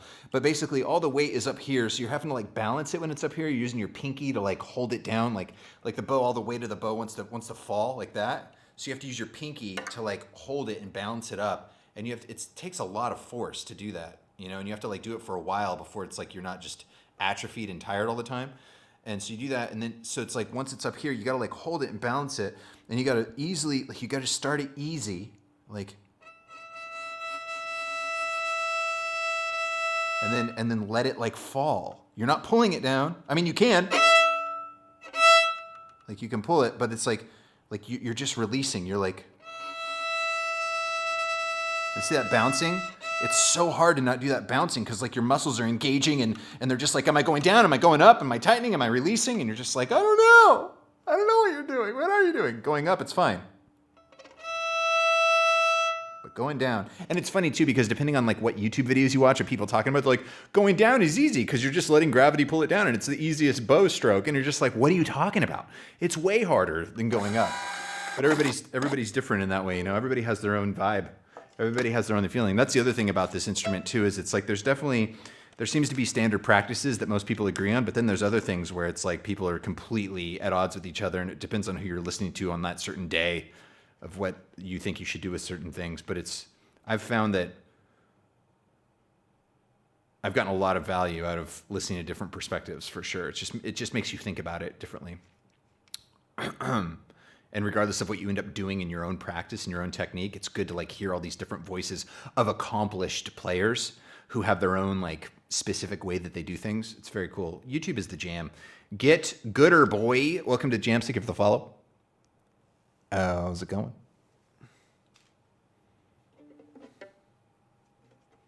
Is the violin tuned? Yeah, it is just like the singing octave. That's exactly right.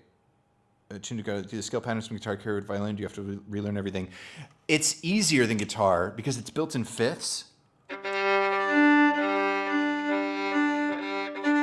So it's easier because when it's in fourths, you're like when you start a major scale in guitar, you start with your middle finger. On this, you start with your index finger or an open string. But if it's like your index finger, it's the same pattern. So it's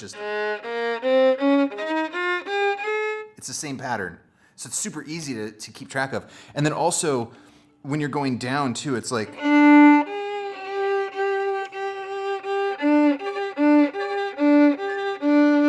going down to the fifth, you're just easily going from your middle finger, like on the tonic, down to the fifth.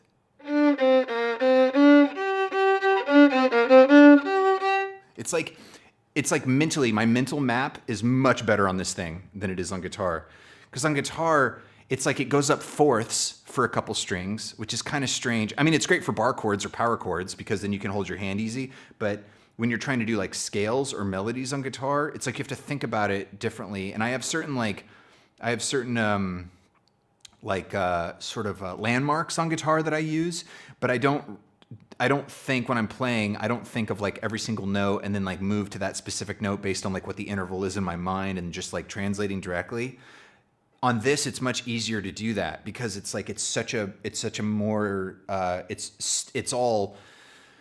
all consistent. So it's all fifths all the way up. So the patterns don't ever change because on guitar, for those of you who don't know, it goes up fourths for a few strings. And then one of the strings is a major third.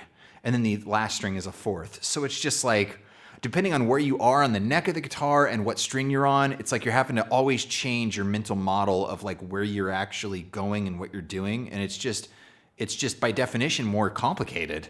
And with violin and with the classical stringing instruments, it's just fifths. It's just straight up fifths. All the patterns are the same. So no matter where you are on the fingerboard, if you just have that mental map of what the grid is, you can improvise way easier than on guitar. And it's interesting. I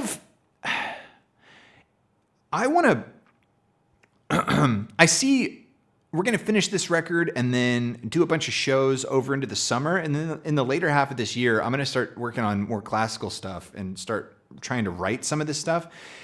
And it's interesting in improvisation versus trying to learn an actual piece of music. It's a totally different like brain form. It's like when I'm producing a record versus like mixing a record, where when I'm actually producing it and writing the music, it's like I'm in a different headspace and I'm behaving differently than when I'm like mixing it and I'm thinking about like editing and post-production audio quality and stuff. It's like you just flip. You have to like flip your outlook and your approach to it.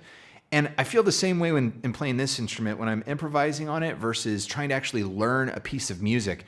And like learning a piece of music on this thing is so freaking difficult. It's so difficult. I see myself as I get more into composing, playing really bad improvisationally, but in a way that is going to be really easy for a professional player to play, if that makes sense. Like I can move around it enough in an improvisational way where I can hear beautiful melodies in my head and like play them really badly. And then it's like, I can feel what it would feel like if I was good. I don't know if that makes sense, but it's like, I can sense, like, I feel like I'm going to be able to design well on this thing. I don't know. I mean, I'll continue to get better just with more practice, but like playing like classical music on this thing, I don't know if I'm ever going to really even attempt that. Cause like, it's like piano. I've tried over the years. I've had so many times where I've tried to like start to read music and play music by sight reading it. And I have just failed every time. I have just not been motivated or had the willpower or discipline to just really grind and get in there and like learn to sight read piano. Like I just never have done it. It's been decades now and I just can't do it. I've tried a ton of times and I just can't do it. And I don't know if it's because I've been writing music since I was a little kid. So it's just my skill set is so much more developed for writing and composition than it is playing and reading. And so it's just like every single time I attempt it, it's just such an uphill grind. And I just give up.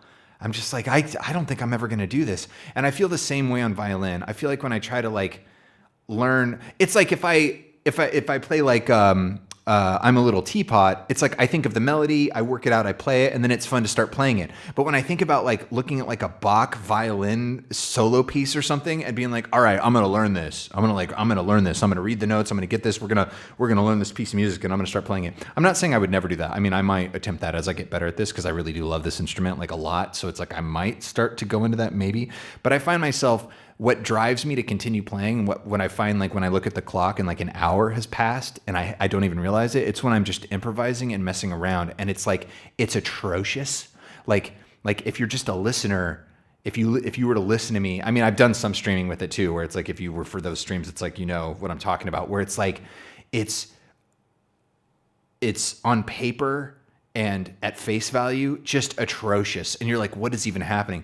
But in my mind, I'm like thinking about the actual mechanics of my hand moving up and down. I'm thinking about the melodies and like the overall melodies in my mind. And then I'm like playing it kind of badly and like, but figuring out like the hand formation and like with a fingerboard placement of where it's going to be played. And I just definitely see when I get into it pretty deep in the latter half of this year that I think it's going to be, I'm pretty confident and optimistic that it's going to be a pretty worthwhile endeavor, because I'm to the point now where I can hear the phrasing in my mind, and then I can kind of work it out because I've got the grid layout. Back to the tuning. That's the whole reason I'm giving this talk right now, is the tuning of like it being in fifths. It's predictable. The grid structure remains the same no matter where you are on the fingerboard. So it's incredibly stable. And so if you have like an idea, like a melody in your head and you know the intervals, I don't have absolute perfect pitch. So it's like, I don't just know what notes I'm playing, what I'm hearing when I'm like hearing a melody in my head, but I do know the intervals. I can tell like if I'm thinking of like a fourth or a fifth or a third or whatever, I can hear that interval. So knowing the grid structure on the violin, it's like I can get to those intervals and then, Jesus Christ. And then having the melody in my head and then translating that to being able to play it with my hand and then saying to myself, can a violin player play this well, easily, comfortably, enjoyably, and is it a good melody? And like I'm definitely getting to that point where I'm like, okay, I think this is gonna happen. Like it feels like it's gonna happen. And that's what I always wanted. When I first started, I just wanted to be able to like play a note, like to be able to play like a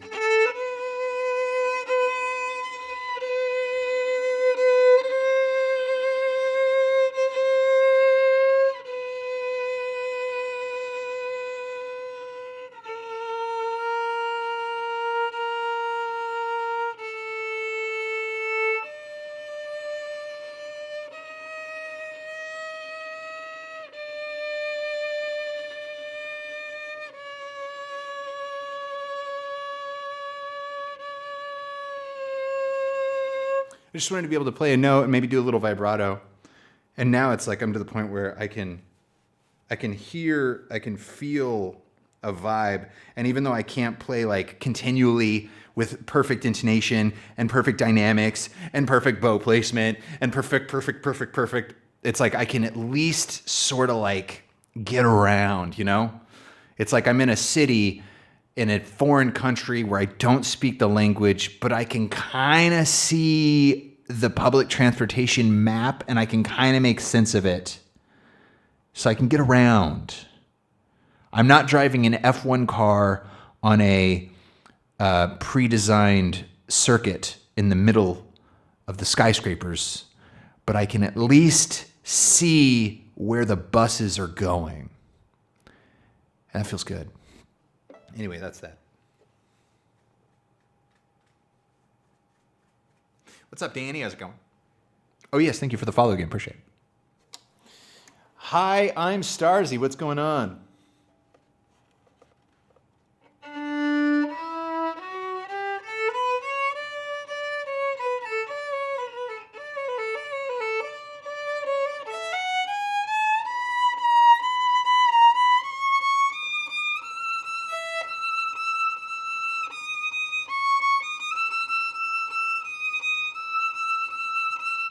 Like just doing that half step right there. Like, do you know how long that took? That took like months. This instrument is so difficult. It cannot be understated. It cannot be overstated. It cannot be any way stated in any way to truly comprehend how truly difficult this thing is. It is so hard to play this thing. And I mean, it's just incredible that it's a fingerboard with no frets on it. And so it's like you have to train your fingers on the spacings, and then it's such a tiny instrument. So it's like as you go up, you get to about here, and it's like the differences between a half step are so infinitesimally tiny. And then it's like getting that half step in tune. It's just like, it's crazy. It's like you have to move your fingers out of the way of each other to be able to play the notes. It's absolutely insane. It's so hard. And it's just never ending. I mean, I can't believe, I think it's been like 15 or 16 months now that I've been playing this pretty regularly. And it's like to still be at such a novice level is just, it's so incredibly humbling. It's so humbling. And it just gives me such an appreciation for good players. People who know how to play this instrument. I mean, my hat is so off to them. I just have such an appreciation for it now because I always knew it was difficult. It's like if you pick up a violin, you try to play it a little bit, you're like, wow, this is impossible. But to truly like put in a few hours and be like, oh, this really is how hard this thing is. It's pretty crazy. And it's funny, I had to get it fixed a couple months ago because the back plate broke. I don't know if you can really see it that well, but there's a little bit of it's like, you can see that the coloration on the bottom plate is a little off because it snapped. I was taking the shoulder rest. I was putting it on or taking it off, and I think it just too much force was on the side of the plate, and it cracked the back plate off. So I took it in, and they fixed it, glued it back, and then put some strings on it. That's the other thing, the strings. The string choice is so crazy. This set of strings cost $50, and I tried several sets and wasn't happy. And then I put this set on and I was like, oh yes, this is it. And I was seeing one of Heifetz's last students was talking about how good gut strings are, but gut strings are like $120. I'm like, I'm not good enough to warrant spending $120 on a set of 4 strings for a violin. But these are nylon and they're wrapped in aluminum, I think. And they're the Pro Arte from D'Addario. And they are way better than the Prelude D'Addario that they put on when they fixed it, which those are $20 a set as it is. It's crazy. It's funny how this is like, it's like a more prestigious, higher class, like instrument group. So like everything is more expensive just by default. It's just ridiculous.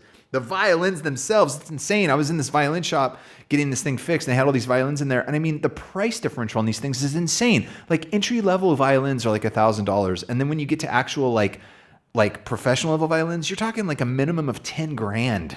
It's insanity. Absolute insanity.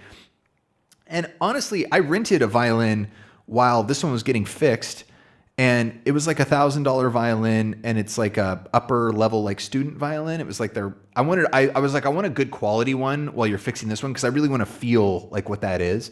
And they were like, well, the best quality like rental we have is this one. I can't remember the name of it. It's like Giuliani or Gulara, or it was like a G, but it was like around $1,000 retail, I think.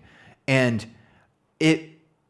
it's interesting how the timbre of a violin and the sound is so subjective to the person playing it and to the audience listening to it, because it's way more expensive than this thing. This is like a Yamaha entry-level student violin, and I played that thing for like a couple weeks until they fixed this one, and then I went and got this one, got it home, started playing it, and I just like, I don't know if it's because of the way that like this violin has trained me on its timbre or something, but like I just like the way this one sounds more.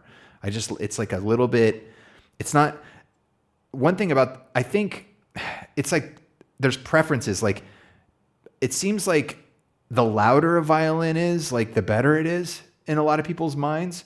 And I guess that's true if you're performing in a hall and you have an audience and you're playing a violin like concerto or a chamber piece of music, of violin music, where it's like you're playing the solo violin and you're backed up by other musicians. So like you want it to be really loud and really resonant and like really punchy to get above everybody else. And so it's like that is very much preferred, it seems. But man, I mean, I was playing that thing and it was like so loud, and it's like the timbre of it's like maybe I just wasn't ready for it, maybe, because it's like I was just like, man, I'm just trying to like have a good time, play around and stuff. I can't have this thing blasting my left ear hole out. I mean, it was so loud, and like the timbre was just so like piercing and bright, and I was like, man, I don't know, man. But it's like, I totally understand if you're like in a concert hall, like that totally makes sense. But this thing, it's a little damper. It's got like a little bit more like just flutiness to it, like a little bit more like a flute. So it's like, it's lighter. It's a little less piercy. It doesn't have as much body. Like when you play the low G string on the violins I was checking out in there, it's like you definitely hear this like gritty body that this thing doesn't have, but it still sounds pretty good down there to me. And so it's like, it's just funny, like the subjective preferences that people have depending on what they're trying to do. Cause like if I'm trying to record this thing, I'm not really too concerned about it reaching, 100 meters into a hall to get to the very person in the last row to like hear every note that I'm playing. I'm just trying to record a good tone. So it's like, the priorities are different. And the guy in the store was talking about that too. He was saying like he had some old lady come in. He was like, I had this violin and it was like a $4,000 violin, but it was just sounded like trash and just the worst violin ever. And this old lady came in and she's like, I live in an apartment. I don't want to be loud. And I just want to just play and practice. And he was like, I have the perfect violin. And she played it for a second. She's like, I love it. She's like, it was her favorite violin ever. And she bought it. And he was like, I thought it was a piece of trash, but it was perfect for what she wanted. And I was like, I get it. I get that now. At the time, I was like, that's interesting, but now I get it. Now that I've tried a couple and I feel the differences between the two. I also took in that other violin that I got at the pawn shop or at the fair, the vintage fair. I got it for like $20. It was unstrung and damaged. The bridge was damaged. And I bought a new bridge setup and I grinded it myself and put new strings on it and played it a little bit. And then I took that in there and they said, I got it for $20. They said it's worth about $150. So I was like, sweet. I might sell that and get a little bit of a cash bump on that sucker. $20 at a little fair, not bad. But yeah. Superman, what's going on? Yeah, the pricing is just so insane on violins, and especially since the sound is so different on all of them. But yeah, I was like, going into the whole thing, before this thing broke and I had to get it fixed, I was sort of definitely of that mindset of like, yeah, like as I get better, I should start thinking about like investing in like a higher quality instrument, and start to like take it up a notch. And it's like, I think your playing ability is so much more important than the violin body, at this point.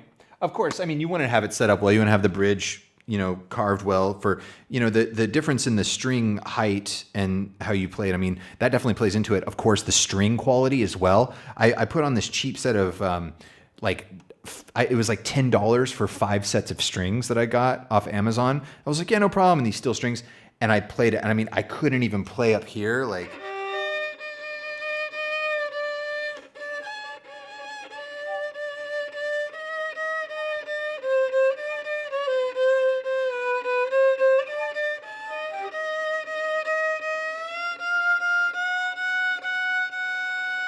you can hear how clear that is coming through. I couldn't even play that high up on the D string with that string set. Like it wouldn't vibrate correctly. Like I was like trying to play it and it was like going like, and I was like, what is wrong? I was like, there's something wrong with the violin. And I was like, wait a minute. And I put the preludes back on because the preludes had like died a little bit because they're pure steel strings and they like died. Like you could hear it. Because I was playing pretty heavily when I got the violin back. And they put these steel preludes on and it was great. They sounded amazing for like 2 hours. And then after that, they just like all of a sudden lost their sense of soul and being. It was crazy. I was like, whoa, these are dead. And then I changed them to the cheap ones and immediately was like, oh my God, these are horrible. Like right away, it was just like, these are awful. And then I put the preludes back on and it played way better than those other ones, but it was still kind of dead. And I was like, oh my God, the strings matter on this instrument. I mean, on guitar, you can get away with a lot. I've been using the Dunlops on the guitar for like a long time, so it's like they're pretty good quality strings, very affordable, work fine. But it's like I don't really think about strings on guitar very much. I just write and play and do it, and it's whatever. Don't really think about it. On this, it's like foundational. Like you cannot play this instrument without decent strings on it. And that's when I tried the Pro Arte, and I was like, oh my god, yeah, I get it. They're really expensive because they're actually way better. Jackie GC, what's up? Welcome back 86 months. 86 months. 5 rotations in a row. Most of them in a row. What's going on? Just dropping by to say good luck with the music making. Thank you very much. Thank you for the 86, man. Much appreciated indeed. Hope you're doing good. Amazon Basic rechargeable violin strings. Basically. I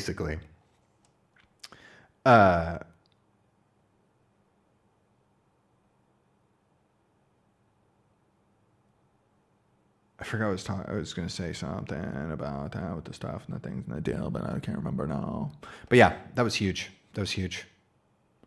But yeah, I'm alleviated of that entire opinion now. I'm totally just like, all right, learn to play this thing really, really well, get as much tone as you can out of it. And then at some point, maybe 5 years from now, I'll probably be to a point where I'm like, you know what? This Yamaha has been a good little axe, but I think it's time to maybe look at something a little bit more, something with a little bit more of an attitude. But no, this thing is amazing. I love this thing. It's an amazing instrument. It's amazing. I love it so much. I've fallen in love with it. I've fallen madly in love with this thing. I'm deeply in love with it. I think about it. I dream about it. You understand, you get why this instrument has survived so long, because it's such an expressive, it's just so expressive and powerful. And like, one thing that's been crazy is like, I know this is going to sound weird, but like, now I'm not superstitious. I'm a materialist at heart. I mean, obviously, if you listen to my music, I love art and I love beauty and aesthetics and I love philosophy and I love emotion and feeling. I'm definitely very much into all that. But like when it comes down to like brass tacks in universe and reality, I'm very much a materialist. I believe in the material world. However, when you play this, like the body resonates, and the way that the hairs like grind against the string, you hear the note. Show cams. You hear the note, but there's also something else happening. There's like a secondary level of like resonances happening in it. And sometimes it sounds like people talking. And I know that's really weird. It's very subtle, but it's definitely there. And I have a feeling that part of like the mystique of this thing is that in a previous world, in the last hundreds of years, I have a feeling, this is just a vibe. I haven't like seen any literature on this or anything, but I have a vibe that there's a lot of like superstition around this instrument, because it gives off these sounds when you're playing it that literally sounds like conversations. Like literally, and I'm speaking literally. Like it literally sounds like voices talking. Like you'll be playing a note, and like the way that the wood vibrates and resonates against itself, it sounds like almost in the next room somebody's saying something, and then you stop playing, and then it's complete silence, and you're like, was somebody talking? Like what was that? And then you start playing again, and then you hear it again, and it's like, oh my god, it's coming from the instrument, and it's like a conversation. It's the weirdest thing. And so I feel like there's something in that too, where it's like there's like a spiritual superstition almost associated with this thing. That it's like when you're playing it, it's like you're communicating with like the underworld or something, or like you're like talking to ghosts, or it's a conduit for like ghosts to express themselves or something. I don't know. That's just one of my working theories of part of the mystique and part of the like the I don't know, the prestige, or I don't know, prestige. I don't know the right word for it, but I don't know. There's something about this thing though. Like it's like there's something ghostly going on with it that I think plays into the longevity of it as an instrument. But yeah, I mean, just the difference in sound, like when you play the bow, like on the next to the bridge, and it like adds these weird resonances versus just down here. Or if you go even down above the fingerboard, and it adds different like resonances and harmonics on top. And just like once you start getting really in tune with that and like manipulating that, it's so like it's like a synth with more knobs than you could ever imagine. And so touchy. It's incredible. I think I've gushed about it enough. Anyway, I'm going to take off. We're going to mix this tomorrow. I'm going to get on tomorrow early. Try to be on a little earlier than today. We're going to mix this one and finish it up. We're going to finish it up. Get it mixed. Very simple. I think this might be the last one on the album. I think that's what we'll do. We're going through this mic right now, so I'm going to hang out with this mic. But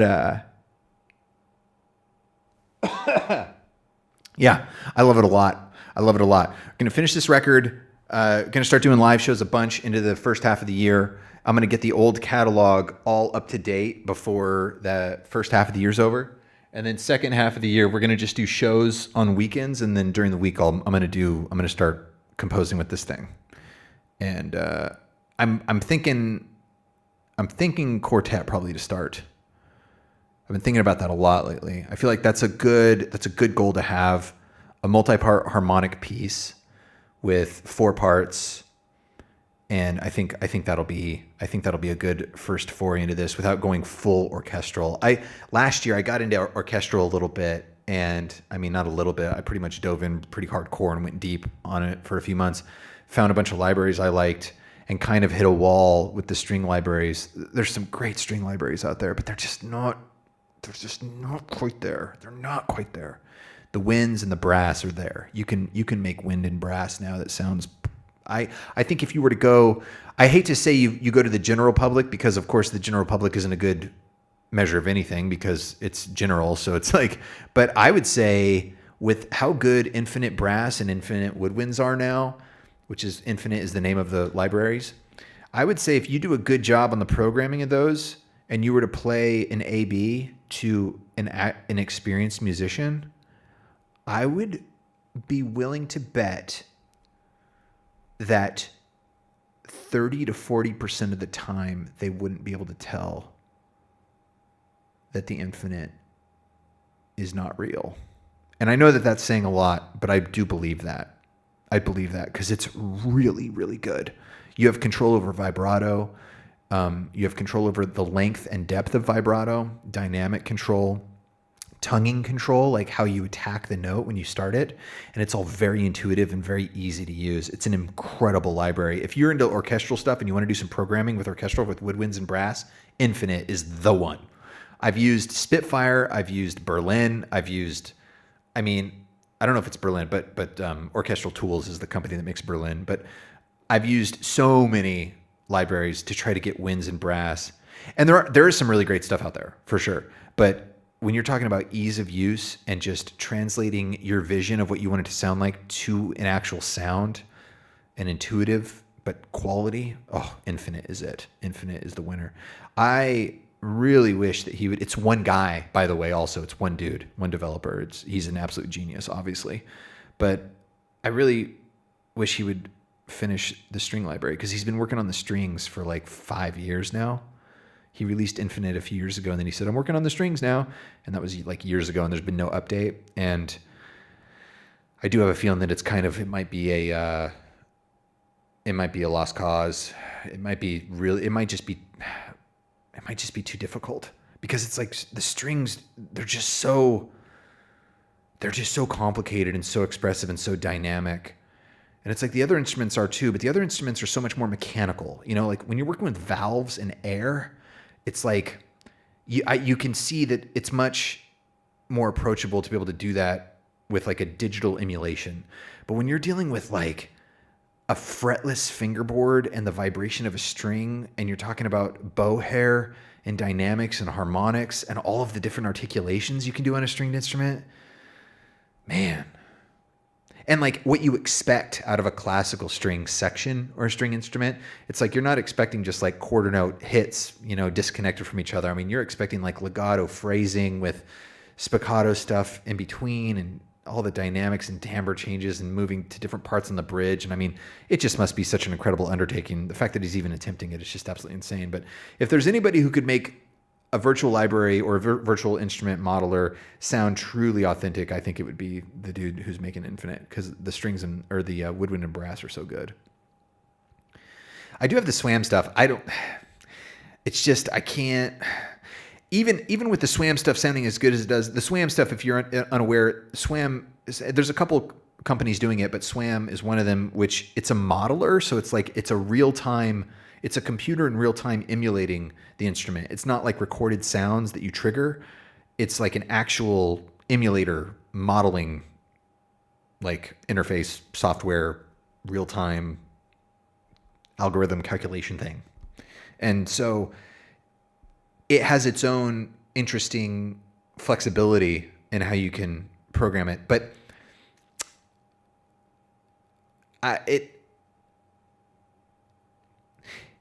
from my own personal experience, having listened to so much actual real classical music and recordings and seeing it live in person and listening to recordings and seeing YouTube videos, countless hundreds and hundreds, thousands of hours of watching performances and listening, it doesn't do it. It's not doing it. And even if it did, this is the crux of the situation too. To be able to have true control to get something to sound as good as you would need it to sound, it would have to be so complex and complicated that by the time you learn how to actually do the programming to make it sound good, you might as well just learn the instrument. You might as well just play the instrument. It's really fun to learn a new instrument, and it gives you more control because you're playing the actual instrument. And learning to program something as complicated that it would take to be able to sound as good as the real thing, it's sort of like it becomes sort of like a what's the point kind of a thing at that point. But regardless, at this point, when I listen to it, it's not quite there. It's really close. It's really good, but it's not there. It's not there. There's something about a human playing a string and that minuscule variation in where they're holding their finger on the fingerboard, the bow pressure, just there's something about that can't be emulated yet. And the string libraries that do recordings, those sound great, but it's like you're limited by the change in the articulation, the quality of the recordings, the attacks, the endings of the notes, and like programming all that stuff. It's just such a slog. It's still just so difficult to like get it to sound good. And some of that stuff sounds really, really, really good. But the Infinite woodwinds and brass are so good and so intuitive and so easy to program that it's just not even a comparison. It's so different. And that's kind of where I ended up last year when I was getting really deep into it. And I spent a few months just really going for it and trying to see if I could make it happen. And it was really, really difficult. It was a huge pain and great learning experience. I got a lot out of it, and definitely I would do it again if I went back, but it showed me that it's just, we're not quite there yet. So I think doing a 4-piece harmony with like a quartet or something, I think is a really good way to get going, and working with some real musicians and get something really going toward the end of the year, and like starting to get into that world of like composing for these instruments, I think is going to be really an awesome avenue of a creative journey and expression, and breaking into it. It's gonna be good times. I'm really looking forward to it. When I first started doing this about 15 months ago now, 16 months ago now, I was thinking like, oh, I just want to be able to record a single note And then after that, I was like, well, it'd be cool to actually be able to play phrases, you know, and like actually be able to play music. And then I was like, well, I should just learn this so good that I can play what I want to play. And then it's like, you know, a year into it, I got to the point where I was like, okay, no, like there are people who dedicate their lives to this, and I've dedicated my life to composing music, and I need to work to my strength in that way. And it's been great to get familiar with this instrument, and I will continue probably playing it until I die because I love it, because it's awesome. But as far as composition and recording and writing, I think that I'm going to play to my strength and compose for it and work with people who have dedicated their lives to using it as a communication vehicle. That was a stupid phrase. Using it as a medium of expression and connecting the human mind and spirit to an audible expression of emotion and being. But yeah, I think that's the thought process so far. It's an incredible instrument, and it deserves more than what it's got right now. It deserves to be.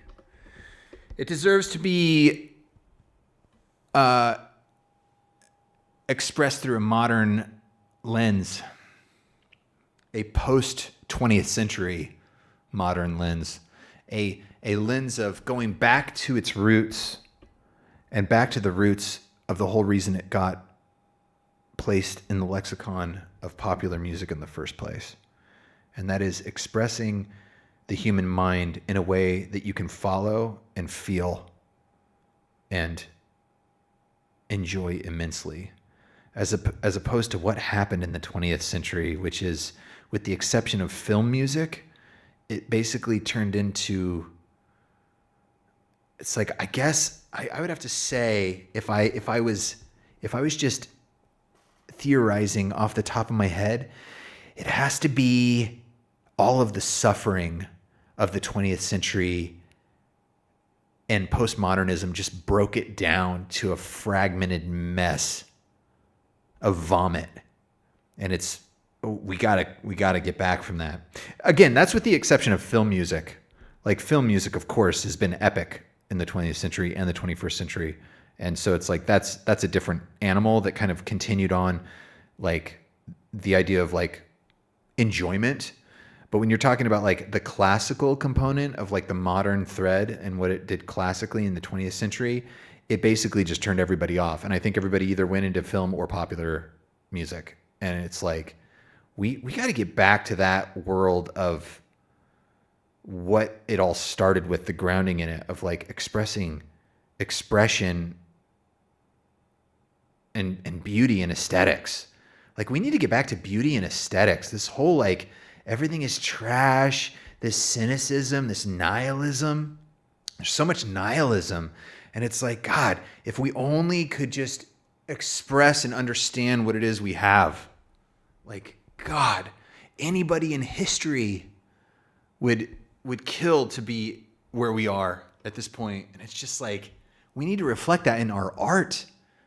And it's like, it's just been this like, it's like everything is trash and vomit and should be destroyed. And it's like, that is such a nihilistic viewpoint. And I refuse it. I reject it. I reject it on its face and think that we're capable of so much more. Anyway, I digress. This is ridiculous. I digress. I'm so not used to talking to a microphone that is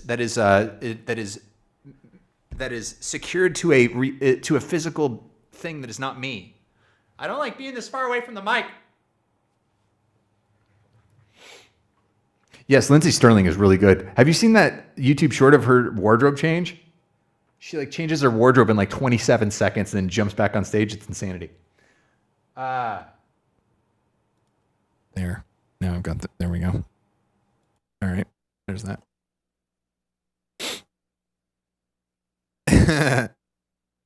It's true though. I mean, it's like, I'm a little tired of like the nihilism and the pessimism. And it's like, it's true. We are going into the greatest financial collapse in the history of civilization. That is a reality that we're going to have to face. And it's going to be a difficult decade as the dollar loses more and more value and your purchasing power basically goes 90% down because of the mismanagement of the political class over the last 50 years now. I mean, that goes without saying, but there is still so much beauty and so much possibility and so much to be grateful for. And there's going to be a lot of change. There's going to be a lot of change in the next decade. But gosh darn it, there's still aesthetics, man. And that's a value we shouldn't lose. Anyway, hey, whatever you're doing today, this afternoon, this evening, whatever it happens to be, wherever you happen to be, always remember to,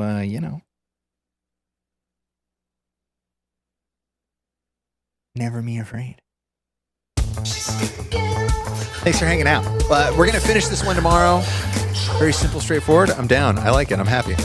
And then we'll do the final song, the Annals of Control song. Get that done at the latest first thing next week. And then the rest of next week will be we're going to open up all the other songs, get everything ready to press. We have till the end of the month. I want to get it to press around the 1st. So we have 8 or 9 days to do that. So that's plenty of time to finish this next song and then do the final mixing and mastering and just the final finessing of all the other songs that are done.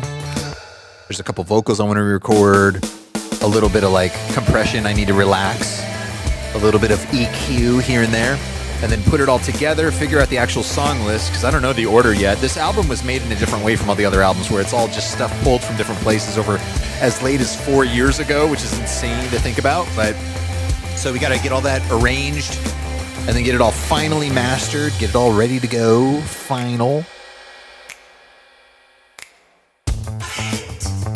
And then send it off to press. And then I'm going to spend February getting it all ready for live shows. And then tentative February 28th, which is the Saturday, I think, should be the first show, hopefully. And we seem to be on track for that, so. Yes, we are also going to do a merch drop for that.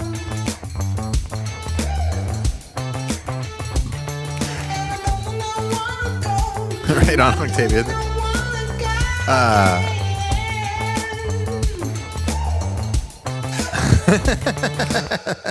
Seriously, they talk.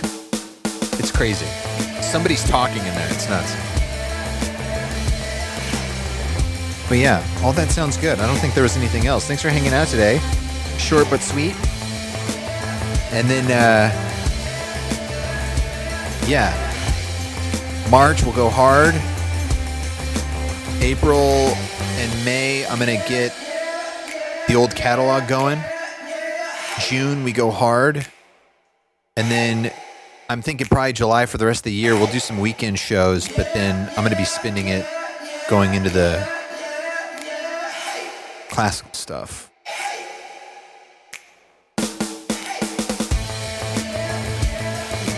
We got a good year ahead of us. It's going to be a good year. Anyway, I'll talk to you later. Thanks for hanging out.